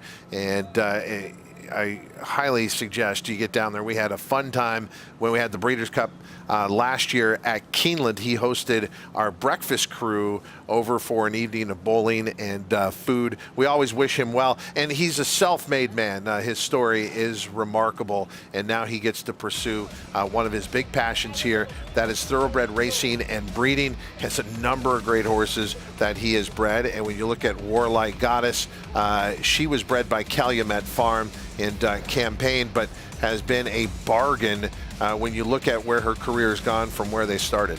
Cost $30,000 through auction. She's made over nearly $2.5 million. And, we heard from Bill earlier this week. She's a filly that trains the wrong way. She goes clockwise on the inner track because she's so aggressive. You could see her getting away from the pole there. She can be a little aggressive, but moves nicely. Took her out late, quiet racetrack. I would assume that had a lot to do with it. This is a filly that probably during training, if she gets in a lot of traffic, she becomes overly aggressive. And it kind of goes against what you see in a running style. When you watch her work, No, you would think, man, she's a fast filly. She's probably aggressive in the afternoon. She's running 1.5 miles from off the pace. We saw, Elite Power run 6 furlongs in some of the best races, sprint races in the world, and he can barely go around there in 51 on his own. So it just shows you how the horses work a little differently, but run a little differently in the afternoon. Are you adjusting your vest because you think that's the sound that's coming through the television right now? Yeah, was that me? No, that's not you. It wasn't me? There's someone out there adjusting a vest of some kind. I wonder, it's out on the track somewhere. We'll figure out where that was me. Audio bleeding over is. It's definitely not us on the set. Warlike Goddess, we talk about her big late runs, and you said you were kind of surprised that they ended up choosing the Breeders' Cup Turf. But if you look at... No, I think it's the right move. It is the right move. So if you looked at the depth of the Breeders' Cup Filly and Mare Grass versus the Breeders' Cup Turf, you think this is the right spot? I don't think it's to do with the depth. I honestly think it's to do with the distance. Okay. And the difference between 1.25 miles and 1.5 miles. She ran in the turf last year. I don't think quality of field has anything to do with it personally. I think it's distance. I think absolutely that 1/4 mile makes a huge difference for her. Talking about so many horses who keep coming back and try and get that elusive Breeders' Cup win. We mentioned Casa Creed and the mile, and Warlike Goddess, who was so close, and the Breeders' Cup Filly and Mare Turf, and then the 3rd place finish last year in the Breeders' Cup Turf, the half mile in 49 and 4. I guarantee you Bill Mott is really happy with this work. Okay, let's find out. I know what Bill Mott's very happy about, that this is his last worker, because then he gets rid of me. He's like, you're like glue. I can't get rid of you right now. But I see the smile, Bill. Were you as happy as they were on the set with this work? Yeah, she looked good. She was smooth as glass, and hopefully she comes back as good as she worked. The boys on the set were talking about the choice between going in the fillies race and the boys race. Do you want to give us the definitive answer of why? I just believe going 12 furlongs is so much better for her than going 10. It seems like going 10 furlongs, she just doesn't have time to, get her run prepared. I don't know what it is. She just seems much better at 1.5 miles than 1.25 miles. It just seems like she gets going a little bit late going 10 furlongs. Well, I appreciate all the time that you have spent with me today. I will leave you alone now for the rest of the morning. Well, come back anytime. All right, you guys heard it. I'm allowed to bother Bill Mott some more. And just to correct myself, also, George Krikorian does own Warlike Goddess. He didn't breed her, although he did breed, just FYI. Well, yeah, the 12 furlongs. That's the difference. It's nice when trainers confirm what you're thinking on the outside. Yeah, I'm glad Bill's on the same page as me. George Krikorian. Well, the other thing we talked about, she needs the right ride. Junior Alvarado gave her that ride last time out, but she's been through a couple of riders. As we said, at Del Mar a couple of years ago, they thought they were the best horse. They did not like the ride they ultimately got. They only lost by a half length. Thought they could have waited a little bit longer as far as making the move, so they made a change. And then towards the end of this year, didn't like how she was necessarily being handled. And so Junior Alvarado seemed to give them what they wanted last time out. Not an easy filly to ride because of the nature of her running style. She comes from so far back. You got to time her perfectly. And yeah, she made the lead pretty soon at Del Mar a couple of years ago. So hopefully she gets everything to go her way here next weekend. All right, Warlike Goddess, you watched her work, her final half mile before the Breeders' Cup Turf, and making her way back towards the barn. And that was kind of interesting earlier when Michelle was talking to trainer Michael McCarthy, how the local trainers have to kind of move and make space for a lot of these Breeders' Cup shippers. Yeah, I mean, that's tough to get evicted out of your own barn. Evicted, let's not be too dramatic there. Or asked if they could, and it looked like pretty good facilities they gave Michael McCarthy. Yeah, it's just a pain just to move everything, and that it all sounded, but it's for his previous boss. He'll be more than exactly. happy to He do doesn't it. have a career without Todd Pletcher. Yeah, exactly. So he's fine to accommodate that. Warlike Goddess, she is a queen. 6-year-old daughter of English Channel out of the Northlight mare Misty North. Let's go to our queen, Andy Biancone. Brittany Troxell just came back from a lovely work aboard Warlike Goddess. Brittany, are you this filly's usual exercise rider? Yes, ma'am. She looks pretty tough. I mean, how did she feel to you today? Oh, she felt great. She can be pretty ranked to gallop, but she goes up to the pole pretty nice. She wants to throw her head up a little bit, but if you let her there, she'll let you, relax her a bit and put her nose down, and she worked great after that. How do you get along with a temperamental filly like this? You know what? She teaches me so much. She teaches me something every day, and I'm so grateful for the opportunity to ride her. But I just kind of ask her, don't tell her. You have to get along with her. Definitely got to use your please and thank yous, but she looked excellent, and we wish you the best of luck this weekend. Thank you, ma'am. I really appreciate it. Back to you, Todd. Thank you, Andy. As we've been talking about, it is the 40th edition of the Breeders' Cup this year. And to celebrate this milestone, the Breeders' Cup is sponsoring 40 Days of Giving. And this 40 Days of Giving benefits 11 thoroughbred charities and remains open through Saturday. A $40,000 match donation from the Breeders' Cup and Ken Fryrick. Better World Records opens tomorrow. Visit breederscup.com/giving to show your support. It's 40 Days of Giving, benefiting 11 thoroughbred charities.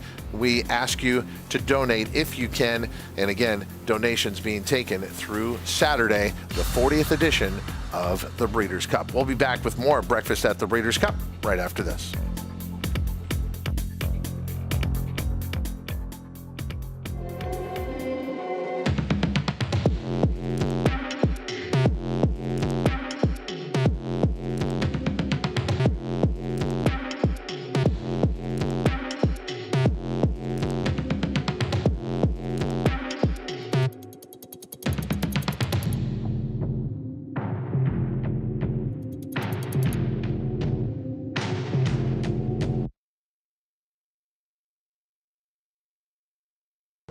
Hey there, it's Craig Carden. I know I can't believe it either, but the World Series is officially here. So if you're choosing to make a wager on the series this year, please be sure to do so responsibly. Gambling should always be fun, social, and entertaining. If at any time you reach a point where it's not all three, take a break, take a breath. Go to FanDuel.com/playwell. Go there right now. Run. Go there and learn more. FanDuel Casino has your chance at the #1 feeling, winning. Winning ranks higher than any other feeling, higher than number 30. Saying, I told you so. Told you so. Higher than number 89, the feeling of catching your car keys with one hand. And number 78, thinking it's Friday when it's really Saturday. New players get 50 chances at winning with their first deposit on FanDuel Casino. 40 years ago, we were founded for thoroughbred racing. For 40 years, we've set the stage for the world to come and race. We've dedicated our lives to our sport, to witness the unforgettable, to reach the mountaintop, to win a championship that defines a legacy. Our love, our dedication, our passion, it runs deep.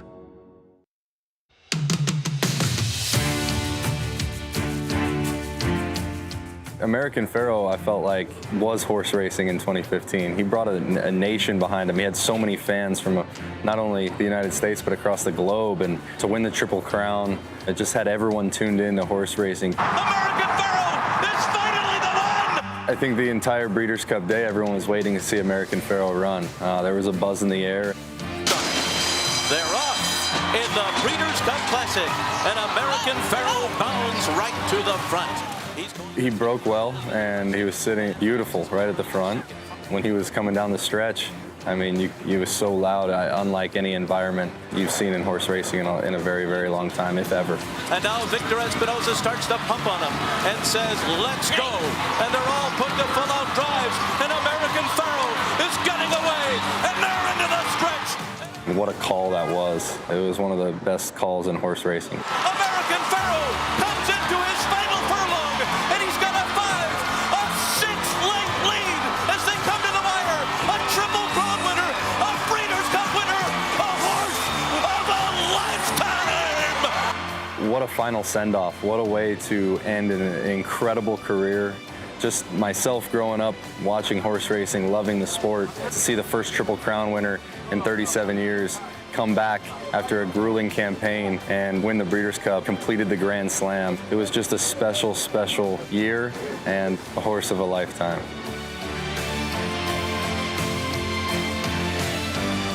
For From someone who hits Grand Slams to a horse who pulled off the Grand Slam. It didn't exist until American Pharoah was able to come around, sweep the Triple Crown, and then take the Longines Breeders' Cup Classic. Who will win this year? That's what we're trying to find out here on Breakfast at the Breeders' Cup, watching all these preparations. Where are you now, Michelle Yu? Well, guys, you mentioned the breakfast marquee, and it used to be this huge tent in the parking lot next to Clocker's Corner, but for this year, they have done a little bit different planning. So you'll see this nice yellow sign behind me indicating we are at the breakfast marquee. There is a small viewing area outside, but what they've done is they have completely renovated this interior area of Santa Anita. Now, it is locked. It's under literally lock and key until tomorrow when the breakfast marquee officially opens, but we're going to literally peek in the door right here and see what it looks like so you guys can see what you have in store.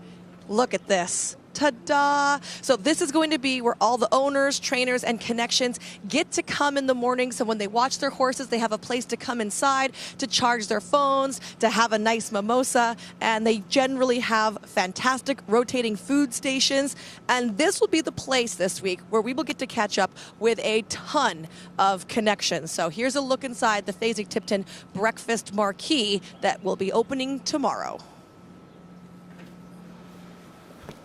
And I'm going to be looking forward to getting there as well.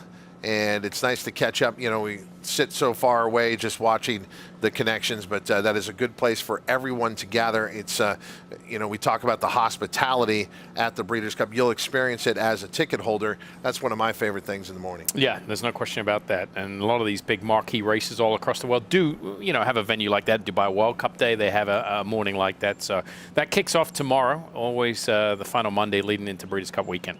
Yeah, and that's the thing we talk about. Going to other venues, they got to put up a lot of temporary structures. I don't think people understand until you get here just how enormous the facility is here at Santa Anita. There's plenty of space, plenty of permanent structures, and you can convert it like that. Yeah, exactly. And then they'll reconvert it back to race day accommodations midweek. Scott Hazelton is channeling his inner Mr. Rogers with an interesting sweater at Churchill Downs, but he's also thinking about international horses. Well, for most of the European invaders for this year's Breeders' Cup, right now it's all about waiting out quarantine. A lot of them arrived late last night between 9:30 and 11:30. In fact, 7 vanfuls, trucks arrived late last night, got tucked into their quarantine situation at Santa Anita. They'll clear quarantine on Monday afternoon and then be cleared for training on Tuesday. So it'll be a flurry of activity when it comes to the Euros on Tuesday. Now, there are some that are already there. Maj, she's been here on the heels of her success at Keeneland, Live in the Dream as well. So a few are already training, but for most, it's just the waiting game, waiting out the quarantine, which they'll be cleared on Monday and then be set for training on Tuesday, getting ready for the Breeders' Cup for the European invaders. Scott Hazelton, we look forward to you joining us earlier in the week, or, you know, we're late in the week, earlier this week coming up. He'll be here Breeders' Cup week, but he is helping with our on-site coverage out there at Churchill Downs. Let's take a look at the pre-entries for the biggest race of the 2 days. It is the Longines Breeders' Cup Classic, and Ushba Tesoro, a horse that we've been watching this morning, your Dubai World Cup winner and your Japanese-based champion. Yeah, and gaining traction throughout the week. I mean, he looks phenomenal. He worked a mile earlier today. Yeah, and, you know, we were talking about the different approaches to the game. There were several parts to this workout, and it seemed like it was really designed to pick up in the latter stages. Yeah, I mean, that's what you do, working a mile. Yeah, I mean, look, it's not going to be a fast time. It's the distance is more of the key here rather than time. I believe the clock has got him in about 1:50, a minute and 50 seconds. Horses in the afternoon, to put it in perspective, run anywhere from about 1:36 to 1:40 for a mile. So it's always going to be a little bit slower, but he broke off from the 5/8 pole, went 5/8 to 5/8 and picked it up nicely down the lane. I thought I was very impressed with the way he picked it up, but just physically the way he looks, in tremendous shape. Ushba Tesoro had his prep race and a minor spot over in Japan, but made it look effortless. And they really felt, if you watched our story, and great credit to our production team at FanDuel. We actually sent a camera crew over there to profile a lot of these Japanese runners before they came over. If you watch the Ushba Tesoro profile, his connection said he was about 80% going into that return race, and so they thought he would get a lot out of it. He certainly did, and he is thriving at Santa Anita. Speaking of that package, let's take a look. Just 70 miles northeast of the hustle and bustle of Tokyo, in the quaint town of Miho, lies Miho Training Center, home to over 2,000 horses in training, including this year's Dubai World Cup winner and Breeders' Cup Classic contender, Ushba Tesoro. It's like about a year ago when we switched him to the dirt is when I realized that he was going to be a really good horse. Going into the Dubai World Cup, I thought he had a 50-50 chance to run a good race. It really depended on whether the surface suited him or not. Well, as it would transpire, Noboru Tagaki had no need for concern, as Ushba Tesoro shone under the lights at Maidan. Ushba Tesoro hits the front. Ushba Tesoro wins the Dubai World Cup for Japan. Since Dubai, Ushba Tesoro returned home to Japan and recently ran at Funabashi Racecourse in what would be a final prep race ahead of the Breeders' Cup, with leading rider Yuga Kawada back in the saddle. I think that Ushba Tesoro was absolutely the best horse in today's race, and I was confident that he would win. He was not 100% going into this prep race.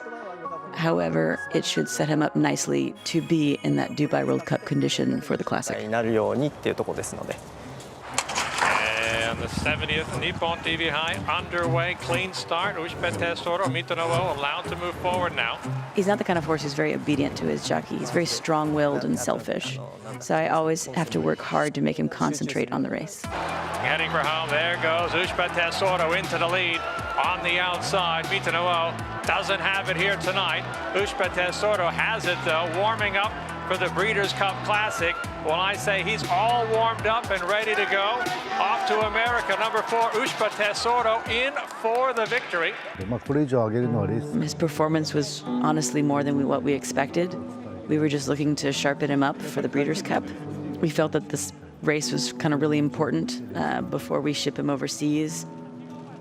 The Breeders' Cup Classic is a real tough race to win. The horse has to start well, travel well, and finish well. You get a sense that running in and even winning this year's Breeders' Cup Classic wouldn't just mean the world to the connections, but it's also carrying a certain amount of pride. Pride that Japan is now competing at the highest level on the world stage, and not only winning, but quickly becoming a force to be reckoned with. It's not just about me and the trainer. This is for the entire Japanese racing industry. Challenging the Breeders' Cup Classic is historically important. He's one of the best dirt race horses in Japan, and I'll make every effort to win to bring honor and glory to the Japanese Racing Society.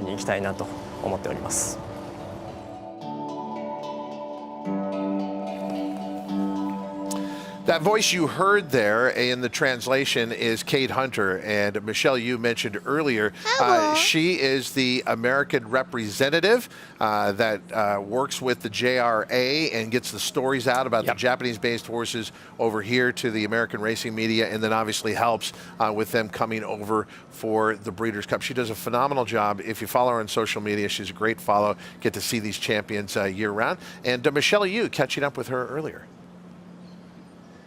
I have finally tracked down the very, very busy Kate Hunter, who's representing the Japanese horses here. Can you kind of just give us a nice roundup? Because we've got to see a lot, but not talk to anybody. Well, we've got 9 this year, which is a exhausting record. So it's great to have this many horses here, and everyone has settled in quite well. We had no issues. They seem to be taking to the track okay, and you know, we're making do with how things work in America because they're so different. So there's been a couple of hurdles there, but outside of kind of figuring out how to blend the Japanese training style with the American availabilities of the tracks, we've done pretty well. And we did see Ushba Tesoro work today. Did you get any reaction from that? I saw him walking back. He looked like he didn't even work. Well, he's not necessarily the best worker, but he always. The groom was pretty happy with him. I asked him in the paddock how he felt. Like, did he feel like he was kind of on par with how he was in Dubai? And he's like, yeah, I think so. I think we're getting there. And Songline is my personal favorite of the Japanese contingent. I've been stalking her every day. I'm sure her exercise rider sees me and runs in the opposite direction now. What have been your takeaways from seeing her out here? Well, she's just always gorgeous. I've gone to Saudi with her a couple of times now, and I really enjoy being around her. She's just a beautiful animal. I'm super excited to be able to bring her. I tried to bring her last year, and it didn't work out. But I'm really happy to have her this year. So she's going to be one of my. I'll bring you the Breeders' Cup plushie when they make one. I was going to ask about that. They're going to be making a Breeders' Cup Mile plushie, I think. So excellent! I can't wait to get that for my collection. My final question is: how do you say in Japanese, "My horse was amazing"? Because I feel like that's what they're going to be yelling, and I want to know. Watashi no uma wa subarashikatta. My horse was amazing. Try that one, Todd. Breeders' Cup Classic, Daytona Umaga Tachimaska.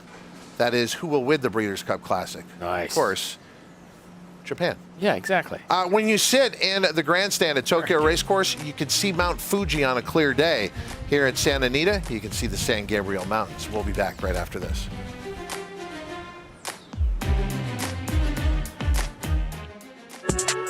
It goes down in the DM.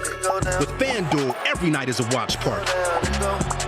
New customers bet $5 to get $150 bonus if your team wins. Bet all the stars with all your friends and tell them that they get 3 months of NBA League Pass on us with any $5 bet. Only on FanDuel. New customers bet $5 get $150 bonus if your team wins, plus NBA League Pass on us. This is a Kentucky Thoroughbred. This is a Kentucky-built Powerfoil industrial fan. Like a Thoroughbred, it too delivers unrivaled performance. And while they both run with purpose and pride, this one also runs to keep your workforce feeling cool and comfortable. Powerfoil, our best-selling big fan hands down. BigFans.com. Comfort without compromise. Dream Storm to win the Rico Woodbine Mile. She's going to do it. Simple Verse has won the Ledger. Snake Nick Spear and Shane Murphy get through and have won. It's getting really tight. The star of the season, Roaring Lion. The purple cap. Kamiko the far side of him. Kamiko's won. The ultimate line. Mongostina has just won it with Mosse. Ocean Road after going to Vegas. Ocean Road. It is going to be Caramel to win the turf sprint. A man, his tractor, and his family. These are the Upshaws. Though he goes by Shaw, which stands for skilled hands at work. From cutting hair and mowing grass to roasting marshmallows, he's got a grasp on what matters most. There's a story in every piece of land. Run with us on a John Deere tractor and start telling yours. John Deere is the official partner of the Breeders' Cup World Championships.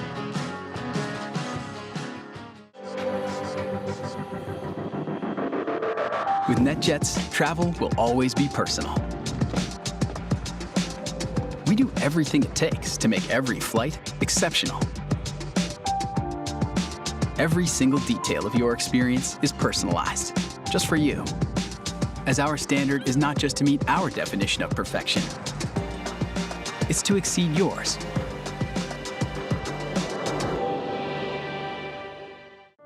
Your brain is an amazing thing.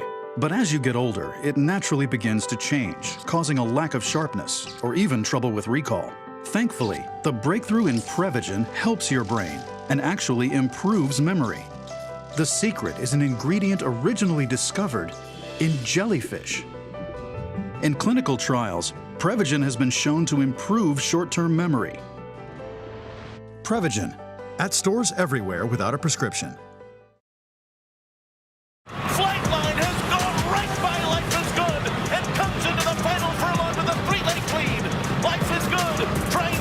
Second, Tabor's third, down to the 16th pole. It is Flightline.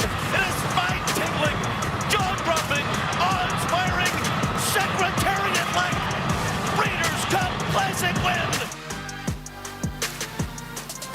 You don't break out a secretary comparison unless you're really, really good. Flightline did not have a lot of starts, but he left an impression on us. Yes, as impressive as that Longines Breeders' Cup Classic win was, it was his FanDuel Pacific Classic win that will stand the test of time. The winning margin, nearly 20 lengths, we'll never see again. Yeah, I mean, we thought Beholder was impressive a few years prior, but he absolutely smashed the competition that day, and lightly raced, but an absolute champion, superstar. So a meteor on the racetrack, and now he is a bright light in the breeding industry. Let's get an update on Flightline at Lane's End. After utter dominance on the racetrack, champion Flightline arrived at the prestigious Lane's End farm to begin his new career at stud. And he did so in the same way he competed, with authority. When he came off the van and he just stopped and let out a big whinny and let all the other guys know he was here, yeah, they all responded to him, and then he just put his head down and walked into his stall, and has really been so easy ever since. Flightline had created such a buzz about his stallion potential, a percentage of his stud rights sold for $4.6 million in a first-of-its-kind auction at Keeneland with a metaverse experience. To make something like that work, you got to have something that's a real one-off. So we took one share and made it available that way, and it was incredible, and obviously the result was amazing. And when it came to breeding, Flightline had, well, just a little something to learn. He walked down to the breeding shed the first time, obviously not knowing what was going on, but once he figured it out, he didn't want to leave. He said, "Oh, now that's not a bad thing, I got to go back there." After covering 152 mares with his first crop due next year, Flightline's taking a well-deserved break at Lane's End Farm as they prepare for the 2024 breeding season.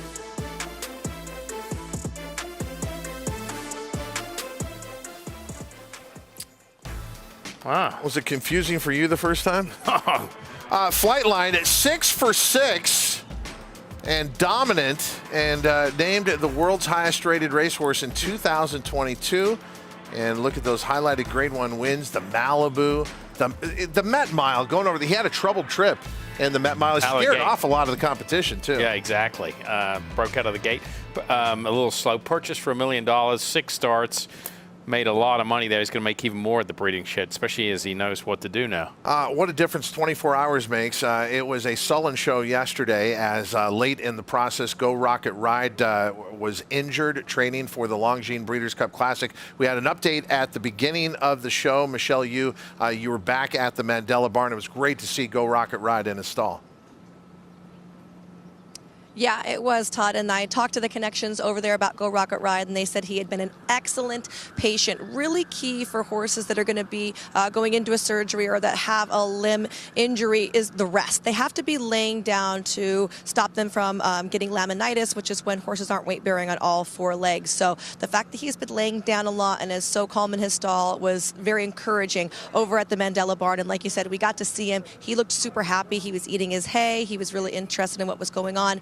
Training has just about ended here. We just have some turf works to go. And once training is done, Richard Mandela told me that's when they'll make their way up to the hospital with Go Rocket Ride. And the Equine Hospital is located right here on the grounds at Santa Anita. We have a state-of-the-art surgical suite here, and renowned surgeon Ryan Carpenter will be doing the arthrodesis surgery on Go Rocket Ride. So we will do our best to keep you updated throughout this whole week as he undergoes that surgery today.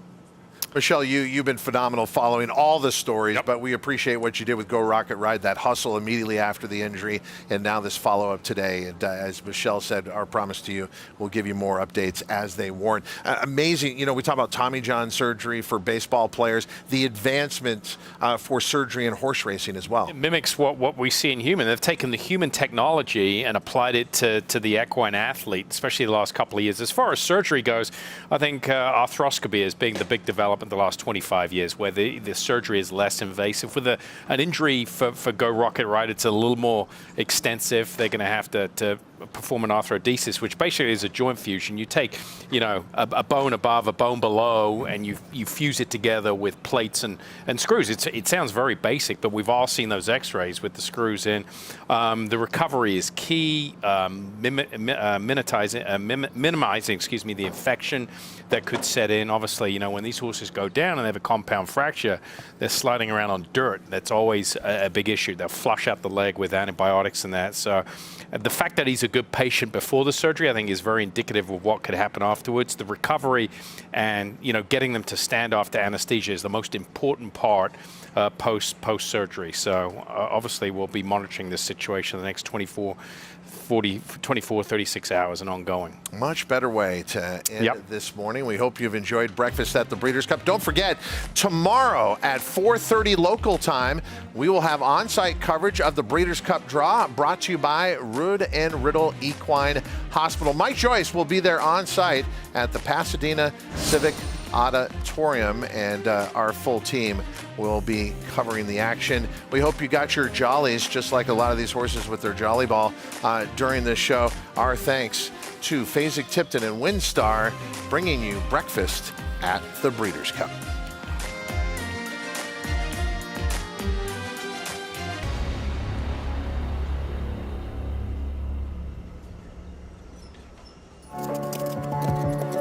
At Keeneland,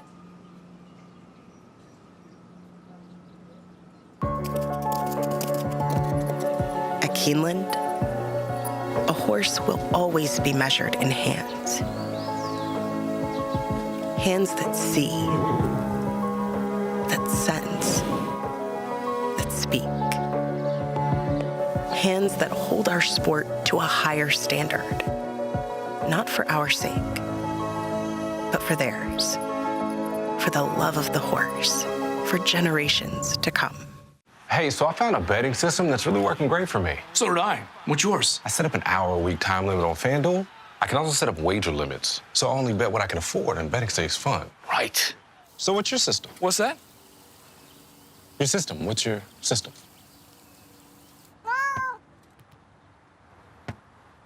What is that? Every bettor has a system. Make FanDuel's responsible gaming tools a key part of yours.